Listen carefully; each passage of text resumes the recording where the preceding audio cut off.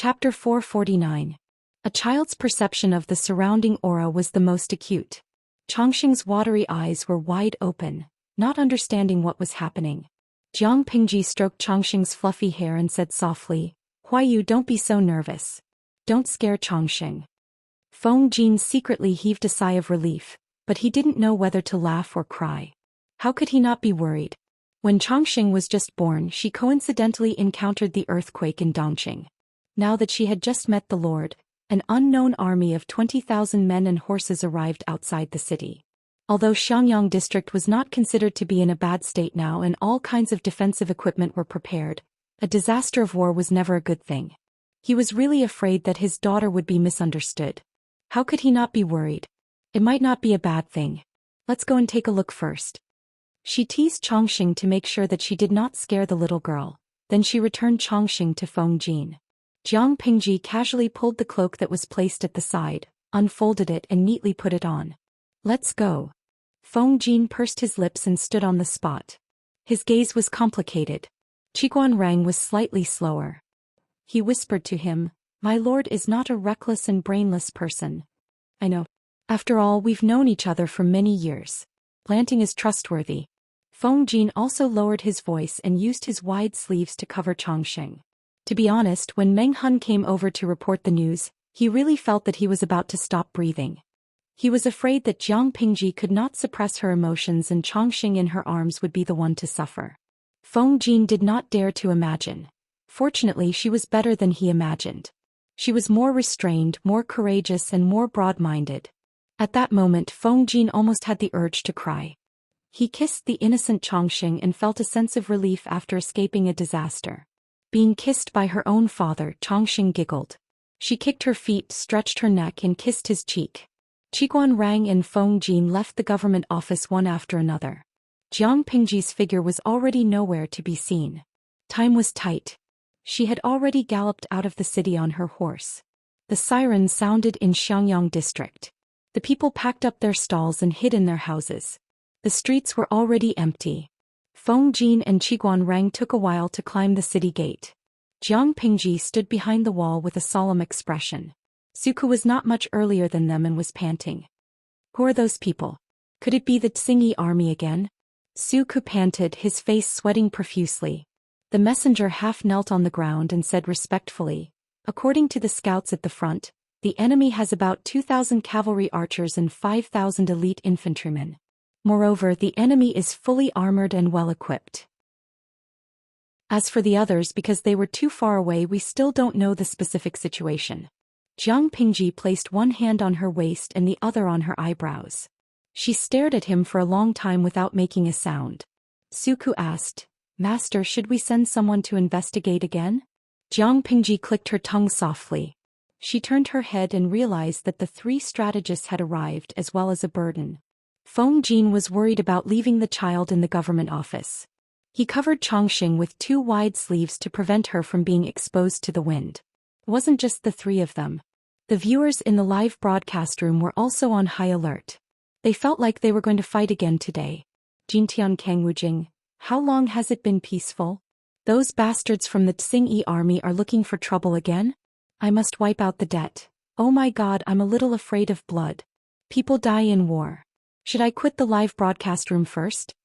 Xianggu Leiming. "I had nightmares for a few days when I watched the streamer attack Xiangyang district and kill General Jiao of the Xingyi army. Don't bully her. A war is about to break out. Children, retreat quickly." Jiang Pingji looked at them and raised her eyebrows. What were they talking about? "Why are all of you here?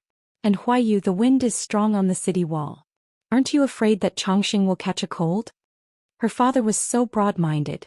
It was definitely the credit of his virtuous wife Zhou Xian that Chongqing could be raised to be so fair and plump. "Master. This." Feng Jin understood Jiang Pingji. Her expression didn't have the sternness before the war at all. Instead, she looked relaxed, which was strange. "I don't know where the troops are from, but they shouldn't be coming for us. The alarm is temporarily cancelled." Jiang Pingji had fought in wars for many years in her previous life. Her battle experience was richer than the few beside her. Her mental brain domain had basically recovered. She was extremely sensitive to qi. Naturally, she could see that there was no murderous aura on the troops' horses. If they had come to attack Xiangyang district, their murderous aura would have soared to the sky. You're still too young. She clicked her tongue. Send someone down to ask him why he's here. Lao Ciji Lianmeng. As expected, I should have trusted the streamer. Her expression was normal, so she was definitely fine. Jintian Fanfa Phyla. I was scared to death. I felt like my heart was in my throat. Even though the host was in another dimension, they didn't like killing. It was best to avoid a confrontation. When two soldiers fight, they don't kill the envoys. Just ask them why they're here. They won't kill anyone. Jiang Pingji spoke calmly. Her expression was calm. Her dark eyes were filled with inspiring absolute confidence. Although I think this is nonsense. War is war. Death is death. What's the use of so many superficial etiquettes? Jiang Pingji clicked her tongue. She despised the so-called rules of the battlefield. In her world, if one was in a bad mood, they would start a war. Who would inform the enemy before a sneak attack? The three of them didn't know whether to laugh or cry. At that moment, Chongqing, who had been quiet all along, giggled. Feng Jin's face darkened. The wind on the city wall was too strong. It blew up Feng Jin's sleeves and tickled her. Jiang Pingji simply took off her cloak and folded it to cover Feng Jin's shoulders. It covered Chongqing, who was in his arms. Thank you, my lord. Jiang Pingji glanced at him. You talk too much nonsense. The wait was long. After a long time, the person she sent out returned. At the same time, he brought along a man who was about 40 years old. His sideburns were a little gray. He looked clean and upright. His facial features were more defined than the men from the Central Plains. His eyes were not pure black. Instead, they were a light brown. The man stopped 10 steps away. He looked Jiang Pingji up and down. Tears were brewing in his eyes. As if he had confirmed something, the man folded his sleeves and bowed. Your servant, Gu Exin, pays his respects to the young master. At that moment, not only were Feng Jin and the others dumbfounded, but the audience in the streaming room was speechless. Even Jiang Pingji was stunned. What was going on? Jiang Pingji said, Old sir, let's talk things out. What are you doing? Although she said that, she had some guesses in her heart. The man called himself Gu Exin and called her young master. Could he be the old man who used to serve her mother? When she thought of the large army of nearly 20,000 people outside the city, her heart skipped a beat. Intense joy surged in her heart. Chapter 450. Young master, you're flattering me. The person in front of him was the shopkeeper of the treasure house in the northern borderline. He had long been freed from his slave status, but in front of Gu Min's only descendant, he still addressed himself as an old servant. This was his respect for Jiang Pingji and his nostalgia for Gu Min. It's been more than 10 years. Young master is already so grown up. If the old master knew how happy she would be. Others valued boys more than girls, but the old master prayed everywhere when she was pregnant, hoping that God would bestow her a daughter.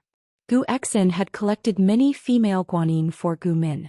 He had a deep understanding of Gu Min's obsession.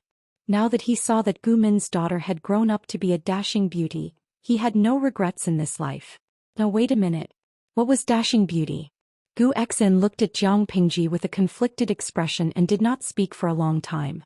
Jiang Pingji gazed at the troops outside the city. Are you really my old servant? Gu Exin understood and said, Young master, don't misunderstand. Those are the people I borrowed from Magistrate Lu. It's not easy to do business in times of peace, let alone in this chaotic world. In order to deliver your things safely, I borrowed some troops from Master Lu. I didn't expect to cause misunderstandings. Jiang Pingji could not help but smile slightly and said, Thank you. How should I address you? Not to mention Gu Xian's age and qualifications, just by looking at his clothes and bearing, he was not an ordinary person. Jiang Pingji would not really treat him as a servant just because he called himself an old servant.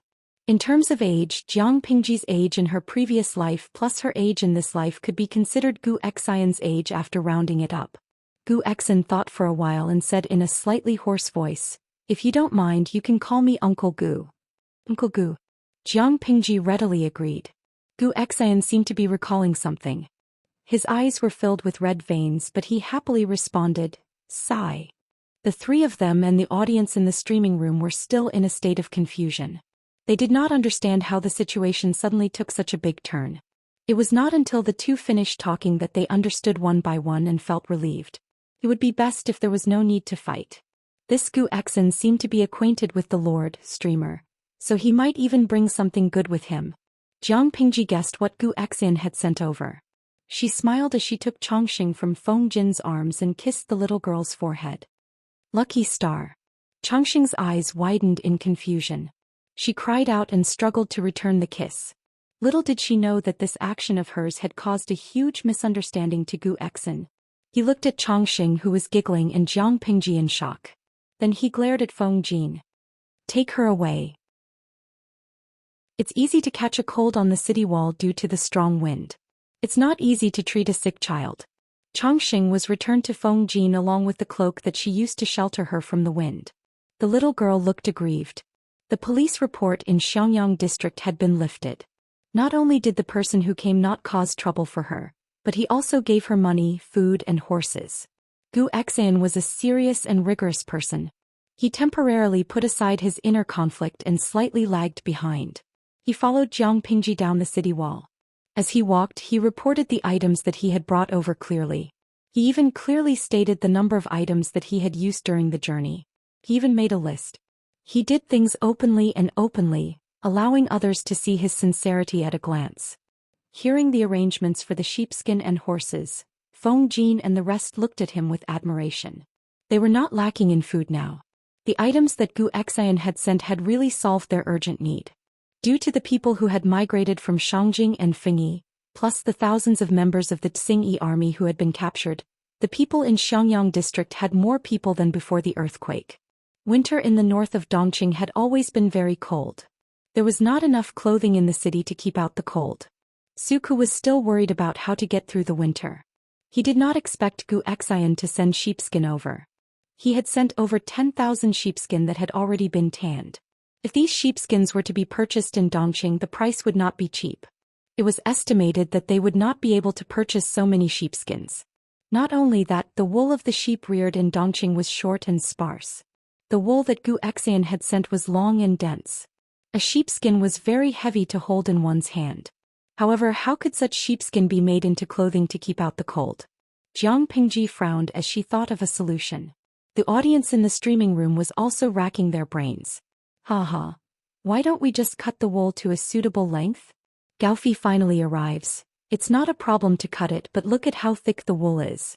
It feels like the owner of the sheepskin has never had his wool trimmed since he was born until he was slaughtered. What about the wool that was cut to a suitable length? It's not good to waste it. Yuyokianla. Let's recycle the wool that was cut. Wash it and stuff it into the lining of the clothes as cotton. Everyone could not help but think of the method of using down jackets. Seemed like it was not impossible. Jiang Pingji felt that there was another use for it. She used to visit the largest history museum in the Federation. She once saw a type of clothing called sweater. It was a scarf made of thread. According to the introduction at that time, there seemed to be wool in it. She just did not know how to turn the wool into thread and weave it. If there was no audience in the streaming room, Jiang Pingji would probably have to experiment for a while. If the experiment failed, she could only ask someone to wash the wool, comb it, and then sew it into the lining of the clothes to keep warm. But now that there was an audience, she only needed to ask. Everyone would work together to think of a solution. Thus Jiang Pingji asked about the sweater and the scarf. She was a little worried.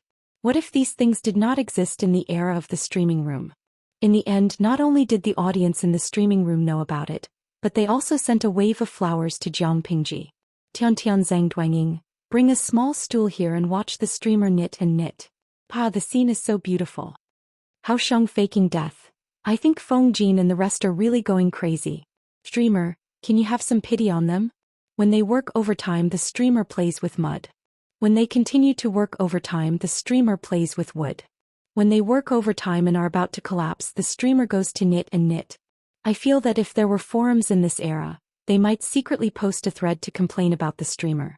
I have even thought of the topic. 818 The Jiang Bopi who does not do proper work, doesn't pay and has a bad character. Shanxian Xiaoxiang. What the hell is Jiang Bopi? I laugh so hard that my stomach hurts. Wushang Kachao, don't you make it? It's the nickname given to the streamer's fan club by the young Feng Jin. Back then the name of the streamer's fan club was Goddess, Her Majesty, and other lofty titles. However, ever since Jiang Pingji conquered Xiangyang district, the entire image changed. Jiang Pingji brainlessly squeezed Feng Jin and the rest of their labor and made them work overtime. After a few months without paying them, the official nickname of her fan club became Jiang Bapi. Chapter 451. She seriously asked the audience in the streaming room for advice. Although they laughed, they were still very enthusiastic. It didn't take long for Jiang Pingji to get a lot of text tutorials.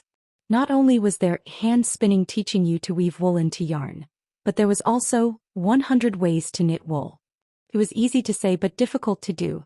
There were many details involved, and the audience in the streaming room couldn't answer them. Jiang Pingji could only try according to the text guide or ask Gu Exin. The other party was also shocked by her imagination. Who would think of spinning wool into yarn and then using the yarn to make warm clothes? Although her imagination was a little strange, Gu Exin gave it a positive answer after thinking about it seriously. Wool was definitely warm. If her imagination came true, it might open up a new industry. He had a hunch that there must be a huge business opportunity in it. Jiang Pingji was definitely a person of action. Since she had an idea, she naturally had to put it into action. Go and recruit some skilled and experienced embroidery maids. They will be paid daily and their meals will be provided. Jiang Pingji had money now, which was reflected in the fact that she could give daily wages to the temporary workers she recruited. As soon as the news was sent out, many women came to apply for the job. Building houses, repairing roads, and reclaiming wasteland urgently required a lot of manpower, and it didn't matter if they were men or women. Many men and healthy women worked hard every day in order to earn money and support their families. However, this job required physical strength, which was only suitable for healthy young men and women. There were also some elderly women or women who were not in good health who could not go out to work, so they were a burden to their families. Now that they heard that the county government was looking for skilled and experienced embroidery maids who could provide 3 meals a day and a generous salary, these elderly women also eagerly came to apply for the job. Jiang Pingji didn't recruit too many at first. She only chose 50 honest female workers. Shearing, washing, removing fat, soaking, drying. The first few steps were done step by step according to the tutorial. It wasn't difficult. The female workers were puzzled. This had nothing to do with their skills, but Jiang Pingji provided their meals and paid them 40 cents a day. They didn't say much. After finishing these tasks, Jiang Pingji worked hard in the blacksmith shop for 2 days and made a few wool brushes. Gu Exin looked at his little boss going up and down, and suddenly had the illusion that time had turned back, that his old boss was still alive. Recalling the past, in order to start a paper mill, his old employer had also neglected sleep and food like this. The combed wool was spun into a long thread with a mallet, and then the strands were combined to increase tenacity. Jiang Pingji's hands-on ability was not bad, and the wool she made was also decent. Needless to say, the female workers who worked hard seemed to have a certain degree of obsessive-compulsive disorder. They had to make the wool to be of equal thickness. After experimenting for a while, they had basically gotten used to it. With 50 people working together, the efficiency had greatly increased. In just a few days, he had accumulated hundreds of wool balls. When the female workers heard that the district magistrate wanted to weave clothes with the fur balls, they muttered to themselves while Jiang Pingji was not around. My goodness, how are we going to make clothes with such thick embroidery threads? Could it be used to repair it? A female worker giggled and sat on a small stool, her hands skillfully brushing the wool. A thread is thicker than the holes on the clothes. How do you sew it? Someone else said, who knows? Don't be fooled by our district magistrate's young age. He has a lot of ideas in his mind. Since he paid for people to work for him, he must have his reasons. If you are so curious, go ask the district magistrate yourself. Why are you staying here and talking so much? Which noble likes a talkative servant? If you don't want to do this job, there are plenty of people who want to do it. The female worker felt a little guilty. It's just a private conversation. It won't reach the district magistrate's ears. What was Jiang Pingji doing at that moment? She was studying all kinds of knitting patterns and reporting to the government office every day. When Feng Jin and the others looked up, they could see her competing with 2 wooden needles and a ball of wool. They could not help but secretly facepalm. This kind of lord was really doomed. She was holding 2 long wooden needles in her hands, and on the table in front of her was a bamboo booklet with densely written words. She looked serious and serious. However, if someone could see the bullet screen in the streaming room, they would probably not think so. Chuebo. Ha. Trash streamer, finally there is something you don't know. Jujio Mo Chuanzi. Hashtag rubbing face. Streamer, why are you so stubborn? Just throw the booklet to the female workers and let them study it. There are specializations in this field. Knitting is a science and an art. Although it is quite simple, it really requires a little talent. I watched you knit for more than 2 hours. I can't wait to climb into the screen and hold your hands to teach you how to knit step by step. Really, they would rather see Jiang Pingji play with mud. Qianchao Durian Piao. Ha, the person above, don't be so honest. I want to see the streamer knit the sweater. The audience in the streaming room laughed mercilessly. Jiang Pingji frowned and threw the wooden needles on the table with 2 clangs. Qiguan Rang secretly curled his lips and quietly looked away to avoid being caught by Jiang Pingji. Because Gu Xen had sent a large amount of grain, horses and sheepskin, these things had to be accounted for and stored in the warehouse one by one. Qiguan Rang and the others were busy with this, reliving the pain of working overtime to death. However, their lord did not take pity on her subordinates. She held 2 wooden needles and a ball of wool in her hands and did not know what she was doing. Once she reached a bottleneck, she would throw a tantrum and throw things. It was infuriating to compare oneself to others. Otherwise, why did he have to work overtime when she was the lord? At that moment, Li Yun, who had gone to the neighboring Qingda county to purchase fine breeds, returned. He was still wearing a slightly worn-out brown short shirt, revealing his muscular arms. Both of his feet were washed clean. His trousers were pulled up to his knees, revealing his strong and explosive calves. Li Yun's appearance diverted the attention of a portion of the fans. Jiang Pingji glanced at Li Yun, then looked at the wooden needles and wool on the table. Without waiting for Li Yun to bow, she waved at him. Han Mei, come here. I have an important task for you. Can you complete it successfully? Suddenly, the 3 of them and the audience in the streaming room had an ominous premonition. Wait a minute. Qiguan Rang widened his eyes in astonishment. He watched helplessly as Li Yun revealed a naive and passionate smile. I will do my best to complete the task entrusted to me by my lord. Jiang Pingji nodded her head, her expression solemn as if what she had to say was very important. It will be the autumn harvest in a month's time. The weather is getting colder by the day. What's worrying is that the people in the district have yet to prepare their winter clothing. In order for the people to wear warm clothing, I happen to find a knitting technique. However, my hands are not nimble and I have yet to study it thoroughly. In addition, there are other things that I have to attend to, so I am unable to attend to them. Take a good look at it and study it. If this technique can be reproduced, I don't know how many people will benefit from it. You must treat it seriously so that you do not disappoint the people's high hopes. The 3 of them were speechless. Chapter 452. Li Yun was wondering what it was about, but when he heard that it was to help the people get through the winter, it was a matter of great importance. His heart warmed up and he immediately agreed. Looking at his expression, no one doubted that if he was asked to issue a military order, he might really do it. Dalodo Doya. Damn. Trash streamer. Kufugwo, you asked Li Yun to farm before and now you want him to knit a sweater. That's enough of you. Let Wa Huanqing go. Trash streamer +1, let go of that guy, let me do it. Hee. Trash streamer +2, don't run after work if you have the guts. Let's go to the rooftop and learn from each other.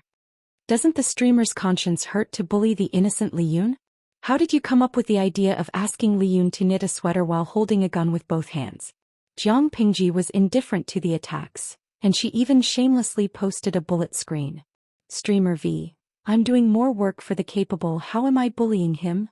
Then the bullet screen was filled with a stream of ba, clearly expressing their disdain and despise for Jiang Pingji.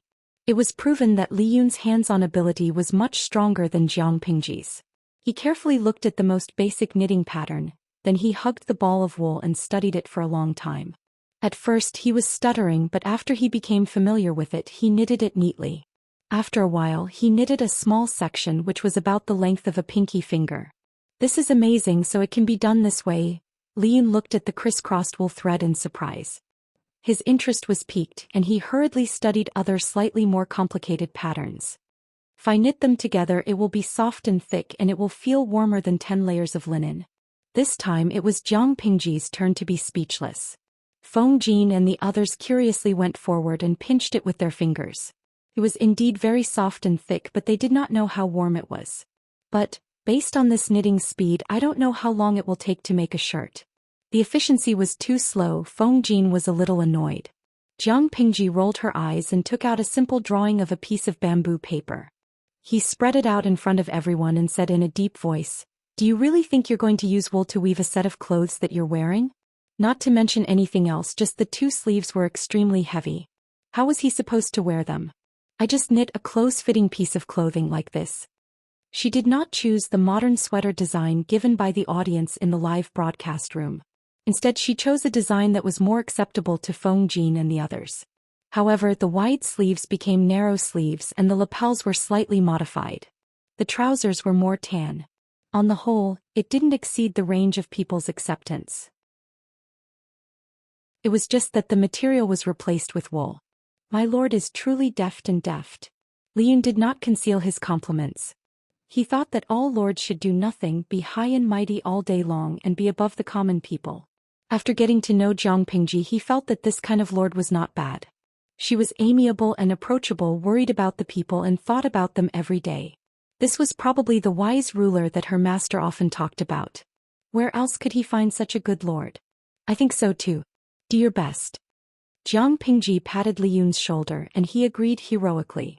In less than 2 days, Liyun knitted a set of clothes for Feng Jin's Chongqing. Feng Jin was speechless. Liyun's skill at knitting sweaters was similar to his skill at farming. He improved rapidly. In just a day or 2 he had knitted a few simple patterns for Chongqing. The young lady was delighted after she wore it. She crawled all over the place happily. However, the clothes were too warm. She couldn't stand it and wanted to take them off. It's indeed very warm. Feng Jin felt the temperature inside the clothes. Quickly put some clothes on Chongqing. Don't let her catch a cold. Liyun said with some disappointment. It's a pity that the speed of making clothes isn't fast. Feng Jin shook his head and denied it. You're wrong. This speed is already quite shocking. Ame, do you know how clothes are made? From the silk spun by silkworms to weave into cloth, and then the cloth into clothes, who knows how many processes and manpower are involved in the process. Even the sackcloth worn by the common people also costs a lot. This kind of woolen clothes can be said to be made very quickly. Liyun understood what Feng Jin meant, and his face revealed a joyful expression. They could raise sheep that grew wool quickly. The sheared wool could be made into wool and then knitted into sweaters. The time taken was much shorter than cloth. Although this kind of thick clothes could only be worn during the cold season, weren't the people lacking clothes that could keep them warm? Ordinary sackcloth couldn't keep them warm. The weather in the north of Dongqing was extremely cold. How many people died from the cold? If this kind of woolen clothes could be popularized, how many people could be saved in one winter? The more he thought about it, the more excited Liyun became. My lord is really a very kind person. He tried hard to suppress the excitement on his face and clenched his fists tightly. Feng Jin laughed in his heart. He didn't deny his lord's talent, but to say that she was a very kind person?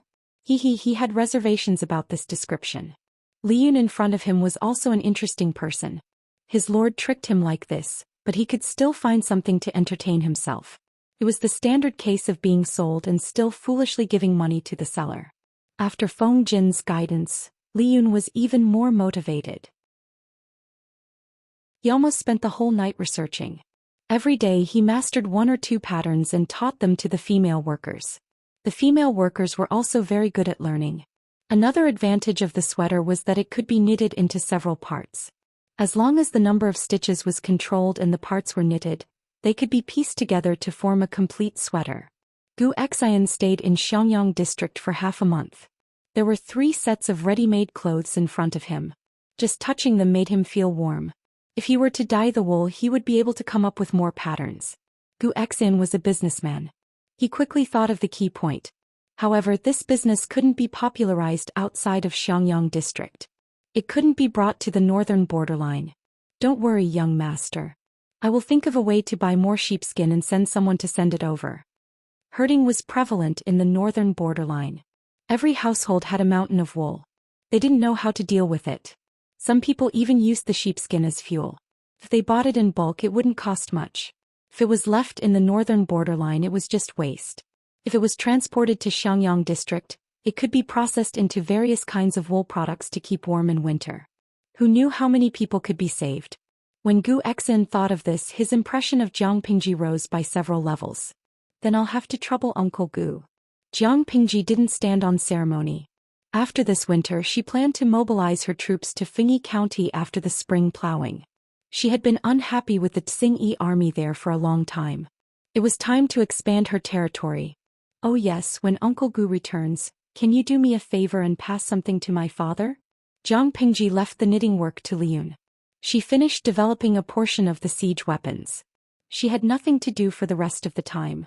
She might as well follow the wishes of the live streaming room's viewers and work on food for the winter. Chapter 453. What's the best thing to eat at a winter gathering? Many viewers had their own opinions on this question, but most of the answers were hot pot and barbecue. Tian Wuging. Streamer, don't be careless and let the ancient people see the charm of modern hot pot.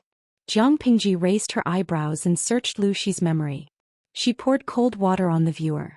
Host V.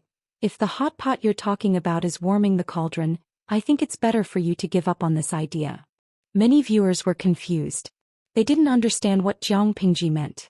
Some viewers went to search on Baidu and found out that the so-called warming the cauldron was actually the ancient version of hot pot. It could be traced back to the Shang and Zhou dynasties, but there weren't complicated soup bases and seasonings in ancient times, so the hot pot wasn't tasty enough. Although the streamers' space and their history were different, some historical developments still had similarities. Hashibuzeo. #rested my chin. I'm so depressed. I thought I could conquer the taste buds of the ancient people with hot pot. Jiang Pingji smiled and sent a bullet screen. Host V. You can teach me how to make soup bases and sauces. I can conquer their taste buds just the same. The shopping center attached to the system was rubbish. There were pitifully few items on sale. It sold almost everything that was cheap. Jiang Pingji searched the shopping center and found many cheap seasonings such as salt, sugar, MSG, and white vinegar. There were also single plants that could be used as seasonings when dried, such as pepper, dried ginger, chili, anise. She confirmed with the audience that these were cheap. However, some of them grew in barbarian lands or other continents and hadn't entered the Central Plains yet. Given the different situations in the two worlds, they didn't dare to be too confident. Anyway, they could be used as seasonings. Jiang Pingji clicked her tongue and said in her heart, "It's rare that your shopping center can gather so many things." Although it was just a small store, it was still a good thing for her to eat. The system, which was forcibly imprisoned by Jiang Pingji, couldn't help but snort coldly when it heard her complaints. Although it was imprisoned, the system didn't show any signs of nervousness or begging for mercy. Compared to the system, the lifespan of humans was too short. She couldn't live more than 100 years. When she died, could her soul resist the capture of the system? It said coldly, "You humans are really greedy and filthy creatures." After experiencing so many hosts, the system had long seen through the nature of human greed and shamelessness. It could only be said that it was too careless to be defeated by Jiang Pingji this time. This was one of the few times the system had spoken since Jiang Pingji had imprisoned it. Jiang Pingji secretly raised her eyebrows and said frankly, "Selfishness and greed are the unique qualities of intelligent creatures. To some extent, they are the necessary factors to promote the development of civilization. You say that humans are greedy, but why don't you look at yourself? It's as if you're so pure and kind. You're so stupid, yet you blame your enemy for being smart. You're so funny." The system seemed to have been poked in its weak spot. Its voice lost its usual calmness and it said sarcastically, "I gave the host a new life, and when she was alive she could do whatever she wanted. So when she died, wouldn't the things she left behind be my reward? It was just a fair trade. Don't be a whore and still want to maintain a chastity. There is no free lunch in this world." He couldn't suppress the greed in his heart. He didn't work hard, so he wanted to rely on the system to obtain all sorts of things. Fame, looks, wealth, lovers. Why? How could a stupid and ordinary person in his previous life be able to live like a star after being reborn? There is a reward for being famous for a lifetime. Jiang Pingji blinked and softly said, "Oh," in her heart. What you said makes sense, but what does this have to do with me? The system choked. This really had nothing to do with Jiang Pingji. It was just repressed for a long time and wanted to complain. After a while it heard Jiang Pingji say, I don't really agree with what you said.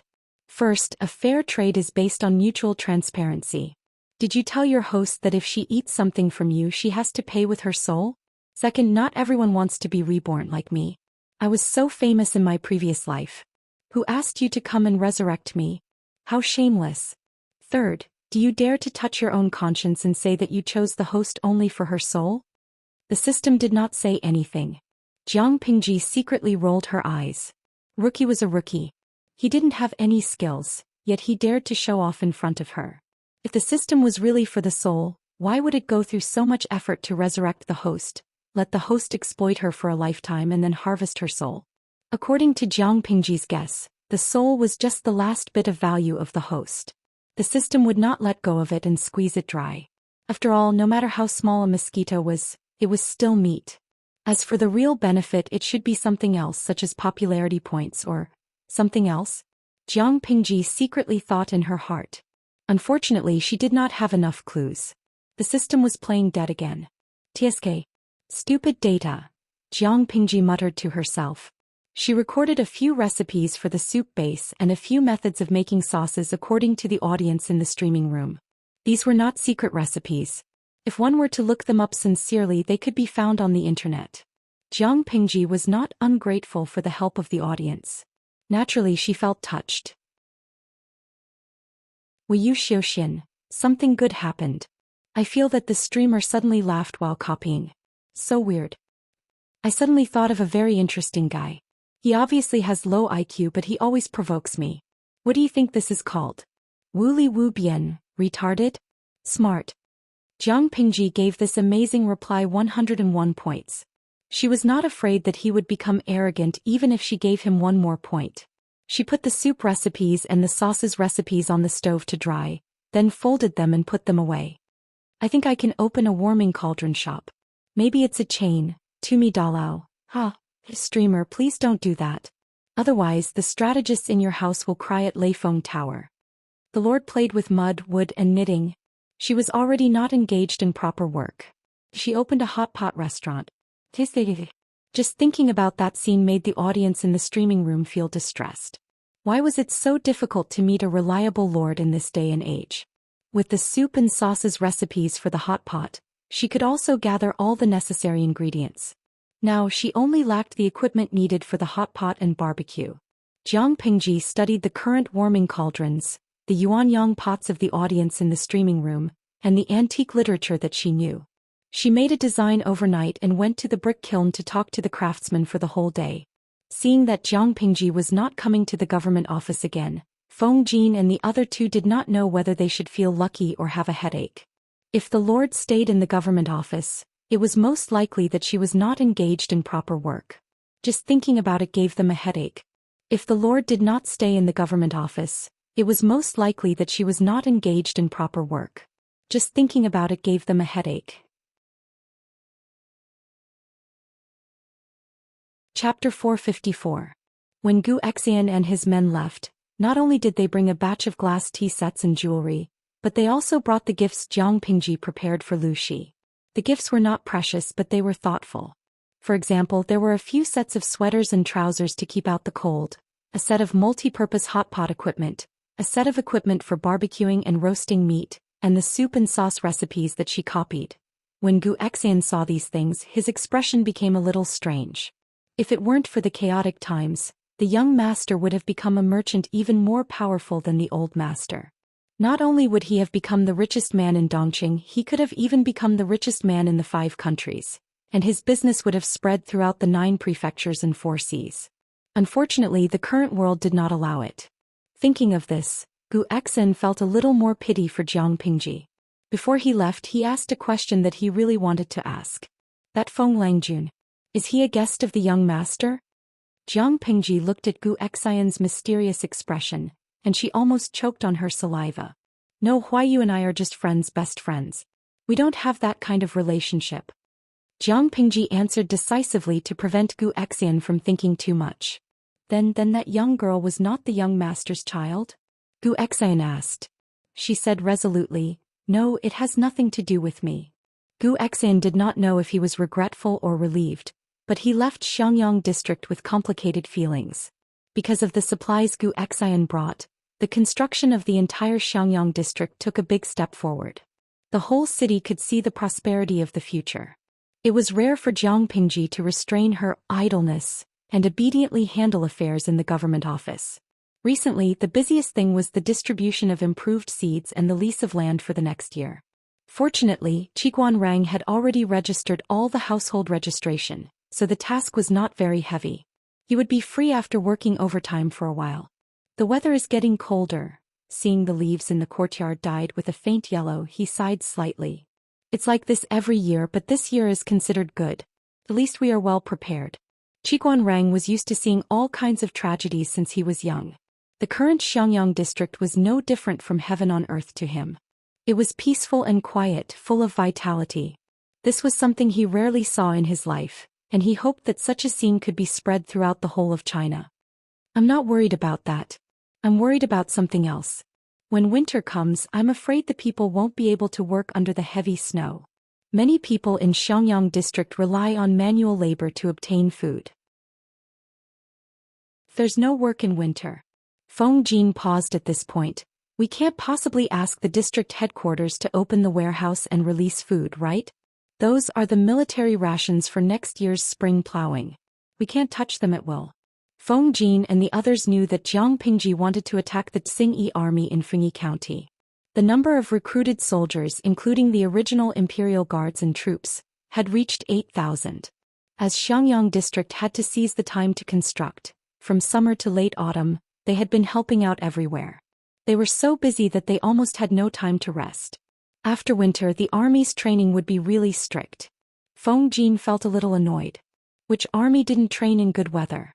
His lord just had to put the most important training in winter. But rationally he could understand Jiang Pingji. Steel tempered the will while ice and snow forged the military soul.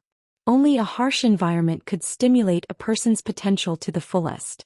Regarding this problem, Qiguan Rang had discussed it with Jiang Pingji in private. She gave him a solution that made him speechless. Qiguan Rang said, "My lord talked to Rang about this a few days ago. He said, it's cold in winter. Stay at home and knit sweaters." His expression was stiff. He imitated Jiang Pingji's indifferent tone very well. Feng Jin was speechless. There was nothing wrong with this. Before the beginning of autumn, all the houses in the residential area had been completed. From mid-September the people moved into the new houses in batches. The area of the houses was about 50 square meters.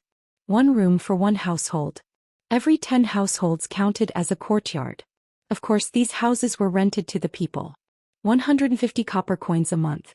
Even the poorest families could afford it. At the beginning of October, the district headquarters began to recruit female workers in large quantities.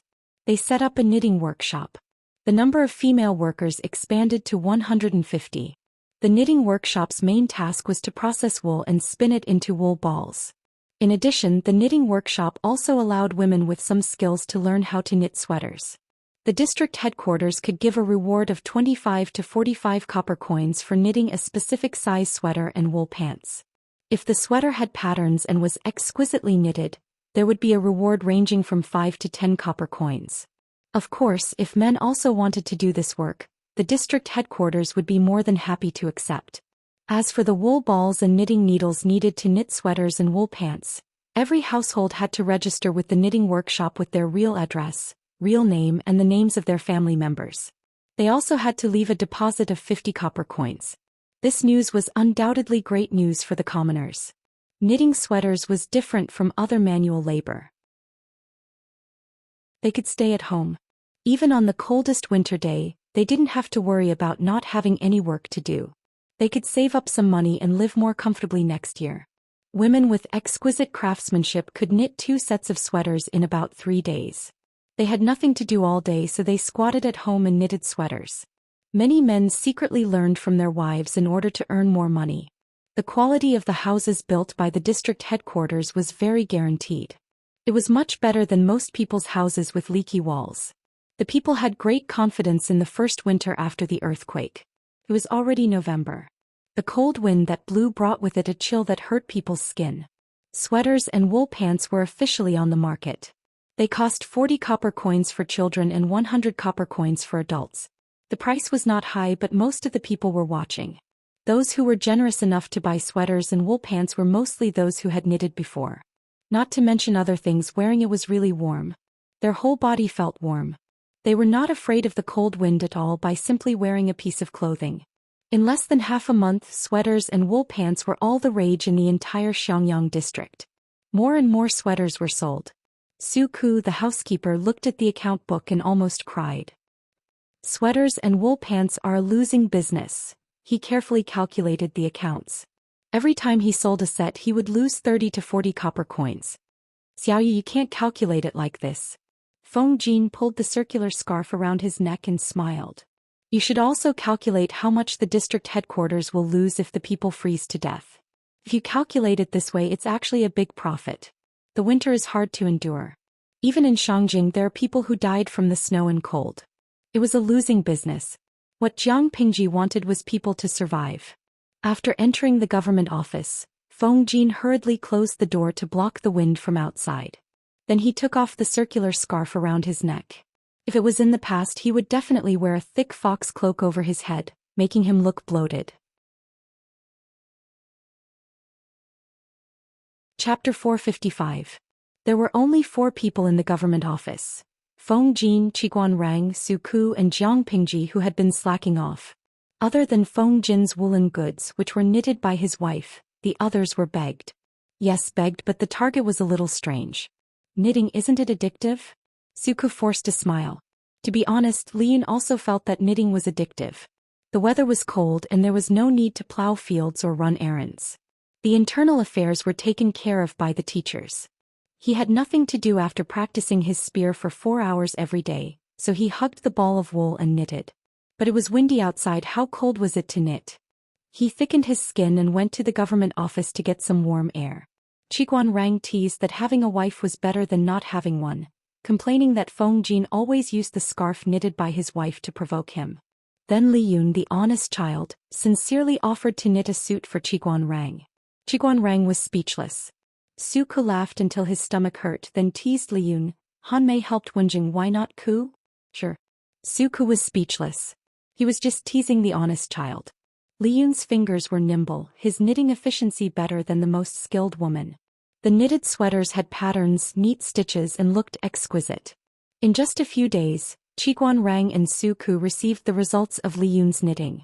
Both of them had mixed feelings. She was so virtuous she could be married. My lord, do you want to knit a suit? Li Yun's impression of Jiang Pingji had already gone off the charts several times. Remembering that she was also alone, he volunteered himself. But he was rejected. Jiang Pingji was too lazy to look up. No need, it's not like I'm unwanted. No one will even make a suit for me.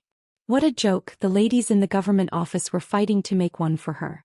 More importantly, I'm highly skilled in martial arts, there are few opponents in the world, I'm immune to heat and cold.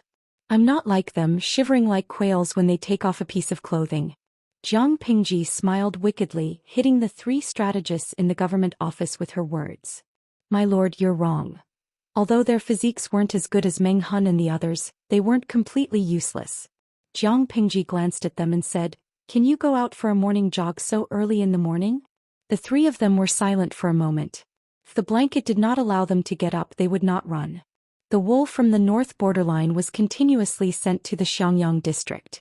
In order not to arouse the suspicion of the north borderline and to avoid the fight between the Tsing-Yi army and the Red Lotus group, every batch of wool was transported on a different route. The knitted sweaters and trousers would not only be supplied to the people of Xiangyang district, the surplus would be sold to Chongzhou, where Lu Shi was from. Naturally, the price was not as cheap as here. It was at least 10 times more expensive. Chongzhou was much colder than Xiangyang district. However, at the beginning of the sale, not many sweaters and trousers were sold. The style was alright, but they had never seen the material before. However, the magistrate of Chongzhou, Lu Shi, was Jiang Pingji's father. His father personally recommended it, and the officials under him also bought a set of clothes. The moment they put it on, it was really warm, soft and comfortable. They were convinced by Lu Prefecture's governor's recommendation.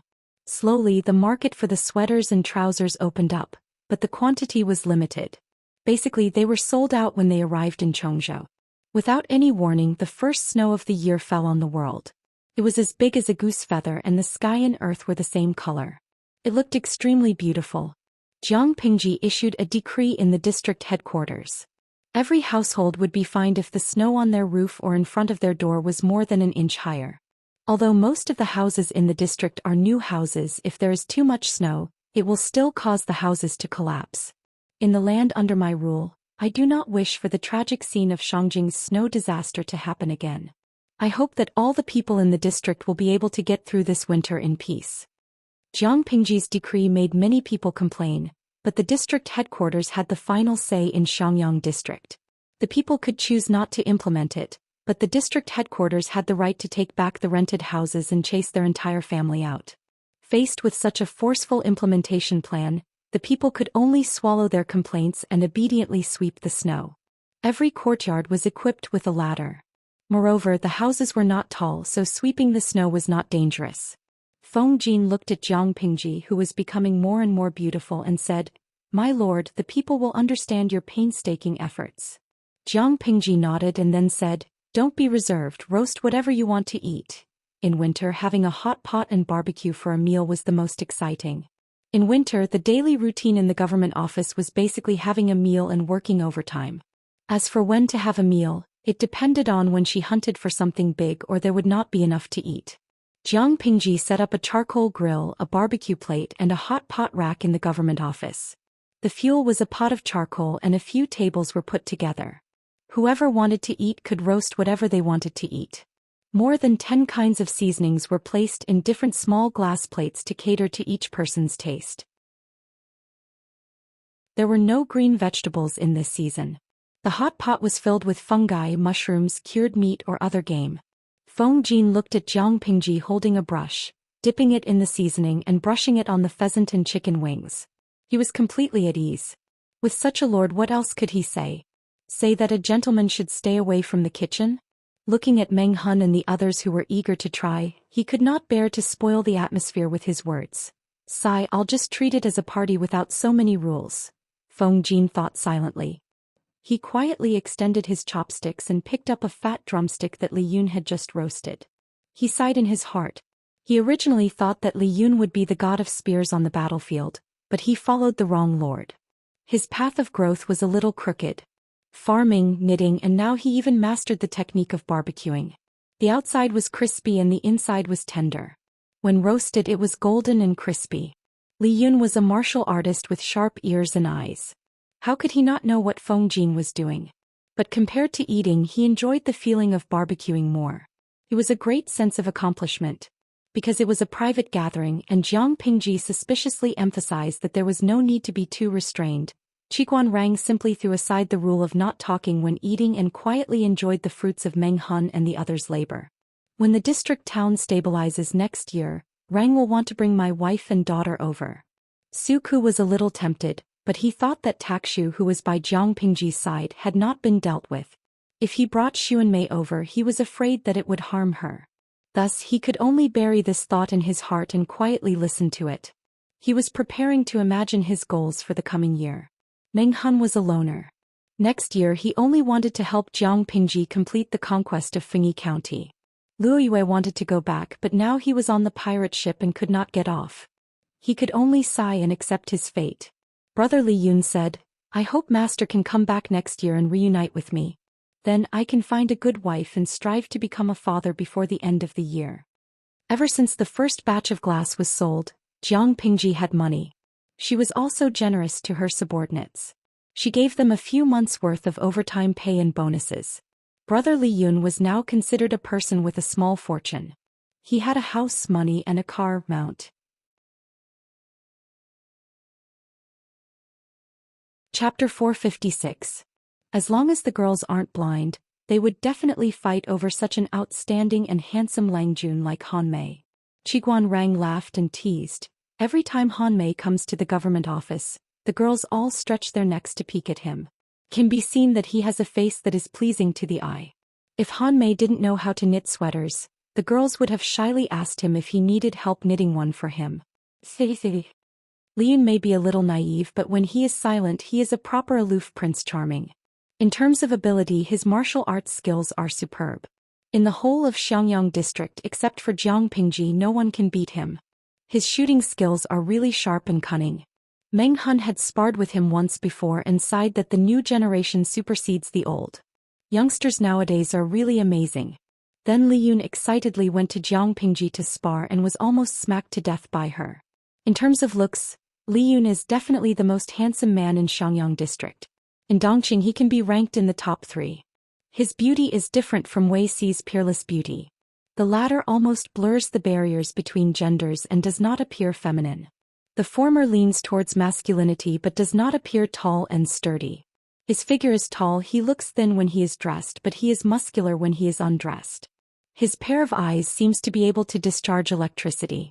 When he silently and attentively stares at someone, almost no one can resist that silent charm. They feel the electric current passing through their body, their whole body is limp and soft.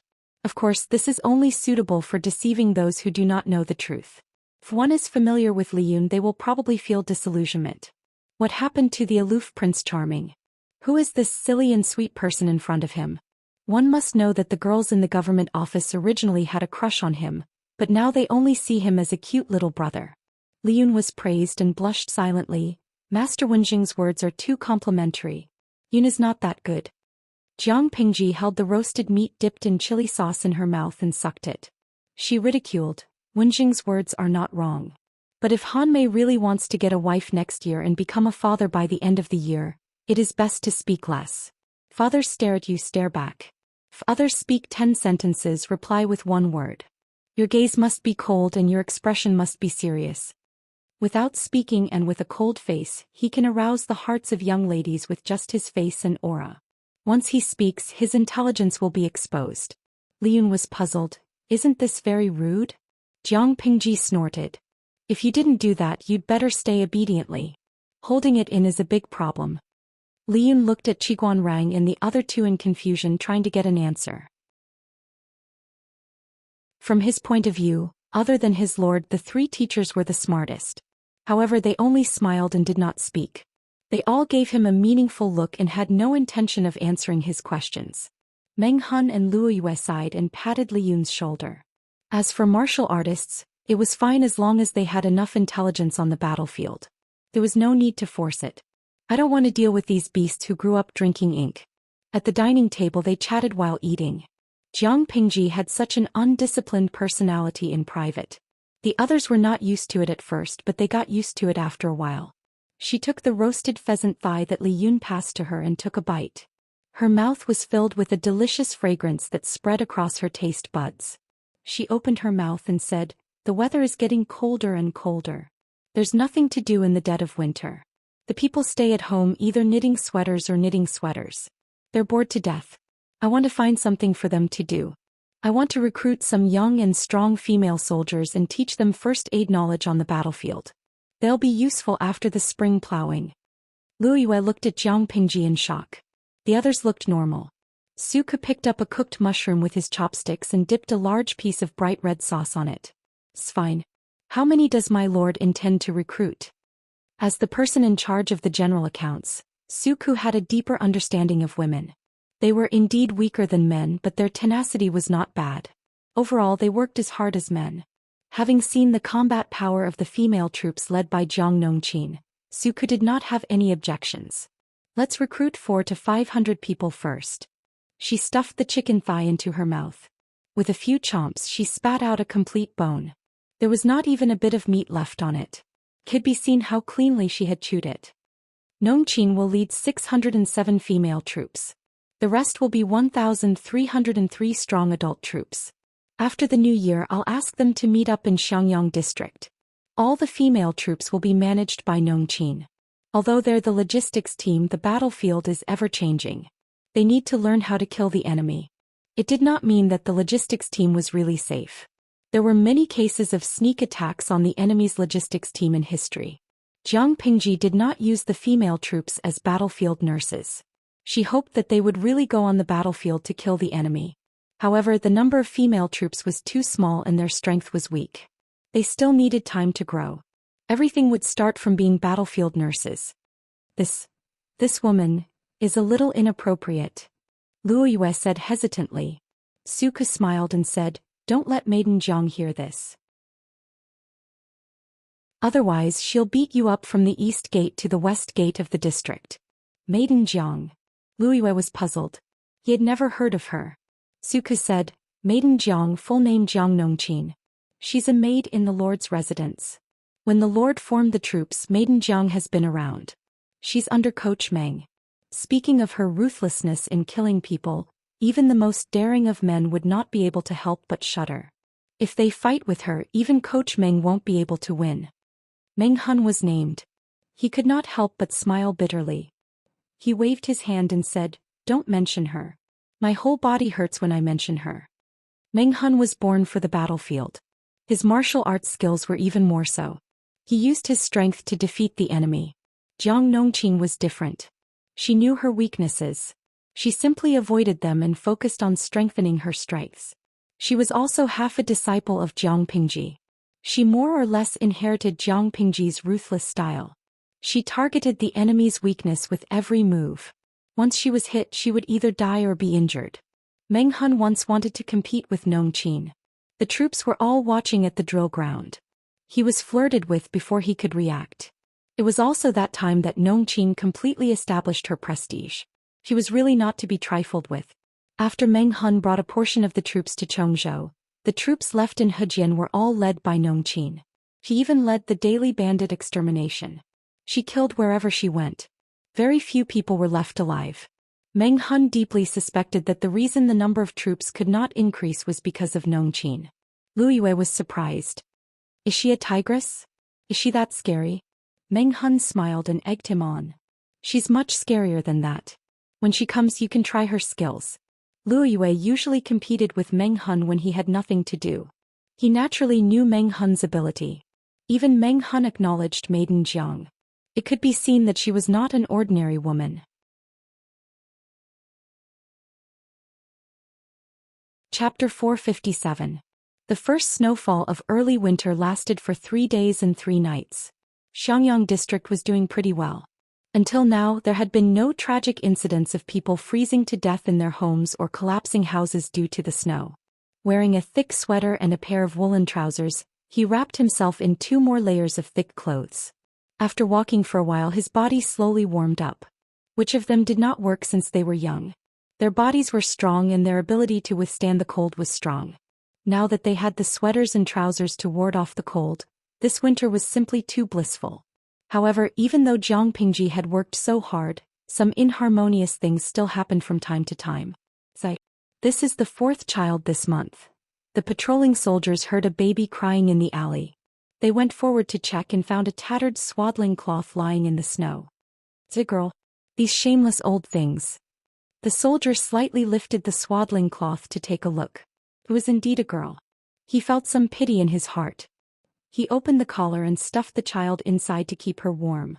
The child had been crying in the snow for a long time out of survival instinct. Her little face had already turned blue.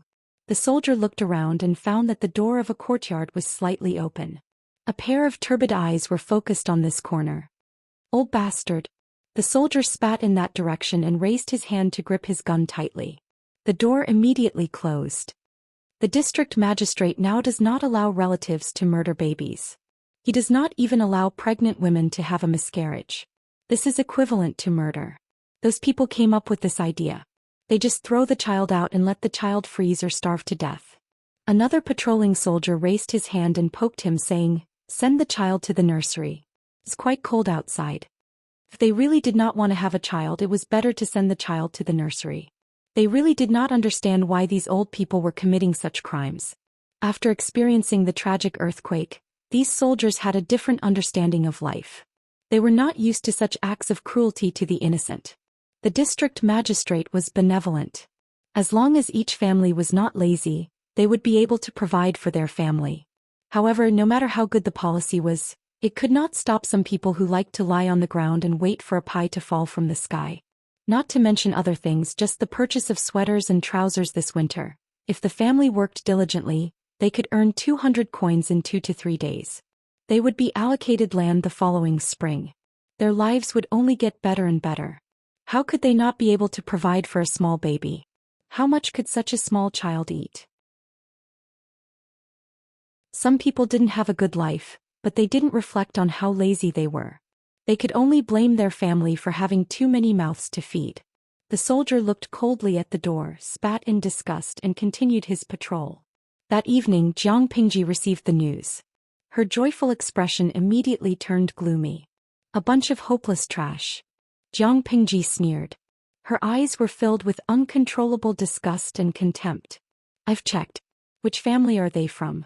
Whoever lost their child would be arrested and thrown directly into the county headquarters prison to reflect on themselves.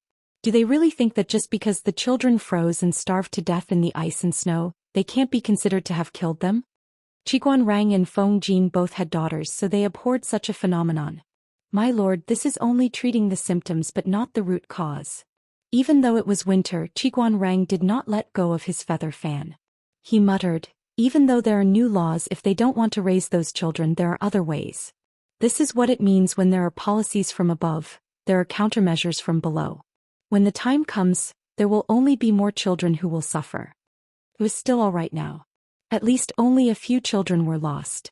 The scene that Qiguan Rang saw when he was young was considered tragic. Li Yun pinched his chin and suggested, why don't we let the families send the children they can't afford to raise directly to the nursery? Meng Hun hurriedly objected. He shook his head and said, this method won't work. What if those who are gluttonous and lazy and don't care about raising children keep giving birth? Let my lord be the spendthrift. Will the district headquarters really raise them? There are many such ignorant people. 100 grains of rice feed 100 people. Some people are simple and kind, but some are sharp and vicious. Jiang Pingji sat on the seat of honor and said coldly, this method is fine. Li Yun's eyes brightened. His suggestion was accepted. Jiang Pingji added, but the parents of the children sent to the nursery must sign a contract to cut off their blood ties. From today onwards, the two of them will not be able to see each other. No matter what happens to them in the future, they are not allowed to interfere with each other. If they are caught meeting in private, they will be punished. When the children grow up, they can speak however they want. There's no need to talk about blood ties. These people, do they really think that by venting their lust and giving birth to children, they are qualified to be parents? If the district headquarters finds out that someone deliberately mistreats children, once it's proven, they will be severely punished. Her words were harsh. She had long set the law that the elders and relatives could not arbitrarily take the lives of young children, but there were still people who knowingly broke the law. If there was no explanation, where would her authority as the district magistrate be? Jiang Pingji was silent for a while and said, I will let these children become useful people. They will not be ants in this chaotic world. The nursery not only had newborns, but there were also children of all ages who had been sold and abandoned. Most of them were girls. Jiang Pingji had seen them before. Each of them were like injured little beasts. They could only silently lick their wounds, their eyes filled with confusion. The flourishing Xiangyang district was still like that. What would the other places be like? She could not protect these people for a lifetime, but she could teach them how to protect themselves and become stronger. Cough, cough, cough. Coughs sounded from the simple wooden house. The strong smell of medicine slowly drifted out. Master Zixiao, the medicine is ready. A skinny youth held a bowl of black medicine and said in a low voice. A hoarse reply came from inside the house. Upon entering, the sight was dim. A sickly youth was lying on the bed. It was Wei Ci, who had walked for more than half a year but still could not reach the border of Xiangyang district. To be honest, his luck was really bad. It was to the extent that even drinking water could not fill the gaps between his teeth. Master Zixiao's face is pale, or do you feel cold? The youth asked, do you want to bring a mattress over? No need. Wei Ci endured the nausea and finished the bowl of medicine. He frowned and said weakly, it's just an old problem of having a cold body. It's very cold this winter. It's normal for the illness to break out. It's all right.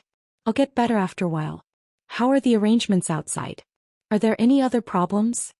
Don't worry, master. I'm leading everyone to make arrangements. Now that the snow has sealed the mountain, those beasts can't enter.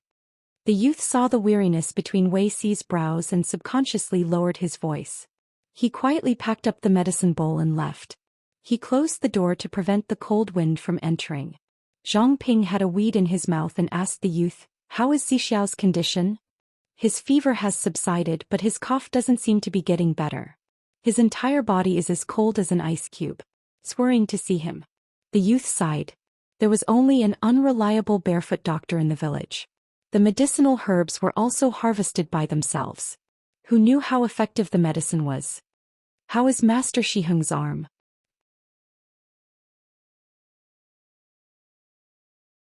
Chapter 458. It wasn't wrong to call Wei Si a sickly beauty. "You're asking for it, aren't you?" Zhang Ping pushed open the door. The room was dark, and the air was filled with the pungent smell of medicine. There was a faint smell of decay. He sat down beside Wei Si's bed with a helpless expression. Seeing his friend fall sick every other day, he felt sorry for him but was helpless. "If this continues, I'll really become a medicine pot." Wei Si drank the medicine and his cold limbs felt a little warm. He said, "Don't worry, I won't die." When he said this, he still looked nonchalant, but there was a hint of melancholy between his brows. Zhang Ping and Wei Si had known each other for many years. Naturally, he knew the environment he grew up in. He wasn't born afraid of the cold, but it was something he had to endure. He had been regarded as a jinx by the Wei clan since he was young, and his life had been difficult. Now that he had finally grown up, Wei Si also began to pay attention to his health. However, it wasn't something that could be done overnight. His complexion had improved a little, but he didn't cherish his body and insisted on going north. Zhang Ping didn't know what he was after. If he went north, then so be it. But this person's luck was so bad that even Zhang Ping started to doubt life. First, it was a serious illness. When he finally recovered, the three of them had just neared the border of Wanzhou when they encountered a plague. What was a plague? A demon that people would turn pale at the mention of. Wherever a plague occurred, it meant that the place would become a deserted hell on earth. The corpses would be exposed in the wilderness and no one would collect them. The corpses would become food for birds and beasts, and the perfect breeding ground for maggots. Although Zhang Ping had compassion, he wasn't a fool. If he stayed here, he would be courting death. Wei Si was almost persuaded to leave by Zhang Ping, but he changed his mind just as he was about to leave. He found a seriously ill 7 or 8-year-old girl on the side of the road. Her clothes were ragged and her face was sallow and emaciated. Her body was stained with unknown yellow pus and she looked terrifying. When Wei Si saw her, her dark eyes were slightly open, and there was a desire to live in them. But in the end she couldn't resist the disease.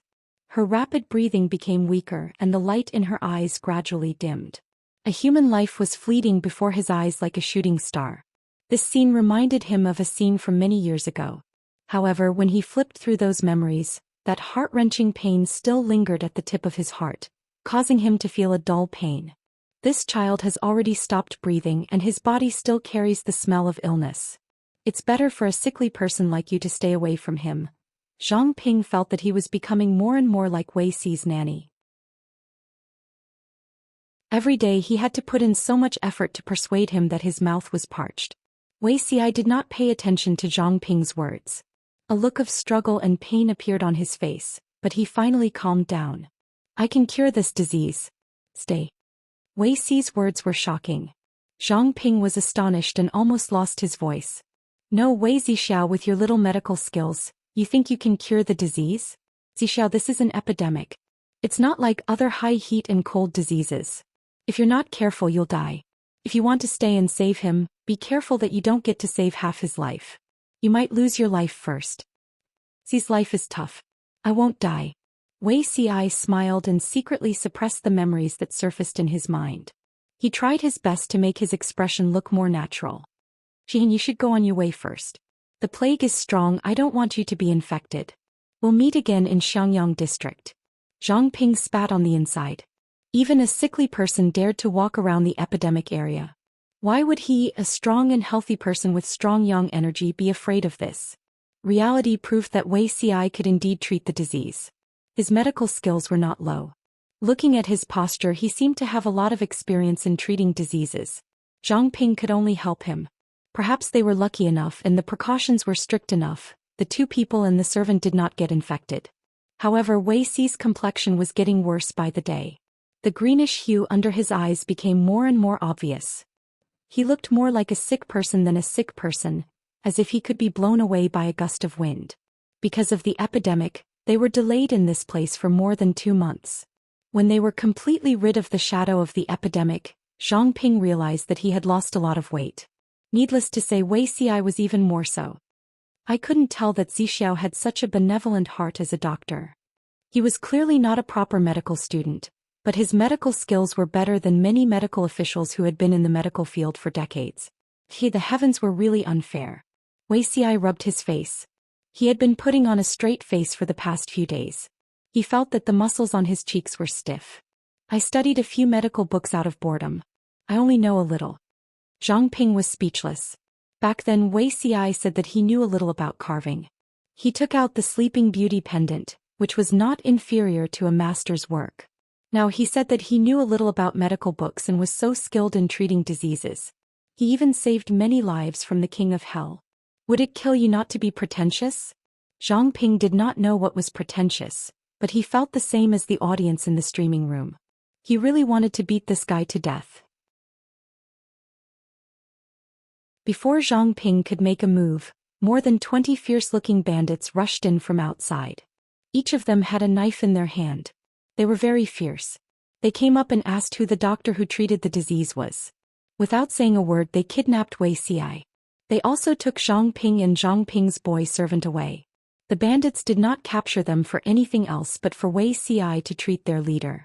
Wei Xi did not want to cooperate at first, but when he saw who the leader of the bandits was, he agreed. Although they were bandits, these people did not have the time to do anything bad. They had no choice but to become bandits. How do you know that they had no choice? Zhang Ping was puzzled. He did not say anything. Wei Xi said coldly, "It should be the Tsingyi army's doing." The Tsingyi army recruited prostitutes everywhere and sent people to remote places to kidnap women and young girls. These bandits were also dissatisfied with this, so they raised their knives and rebelled. Since they have not committed any crimes, what's wrong with me saving his life? Zhang Ping was speechless. Recruiting prostitutes in the camp, kidnapping women and bringing them to the army to be prostitutes. This, Wei Xi sneered, is this rare? Since ancient times there have been no women in the army. This does not mean that there are no women in the army camp. It's just that those women do odd jobs in the day and serve the men at night to satisfy their lust. The Tsingyi army only revealed their bestial nature. Many military camps in Dongqing were secretly like this, including the former residence of the Count of Zhenbei and the Meng family of Zhangzhou. This kind of thing had long been tacitly acknowledged by many people, including the famous General Meng Jing, who was famous throughout the ages. Many people feel that they fight for their family and country, so it's natural for women to help meet their needs. Little do they know that most of these women are women from good families or rural women. Forget it, why am I telling you this? In the past, Wei Xi was also so ignorant. He had seen a lot and experienced a lot. Naturally, he understood a lot. But it's not only sinful women who become prostitutes in the camp. How can there be so many sinful women in the world? Wei Xi sneered coldly, his gentle eyes were frozen with frost.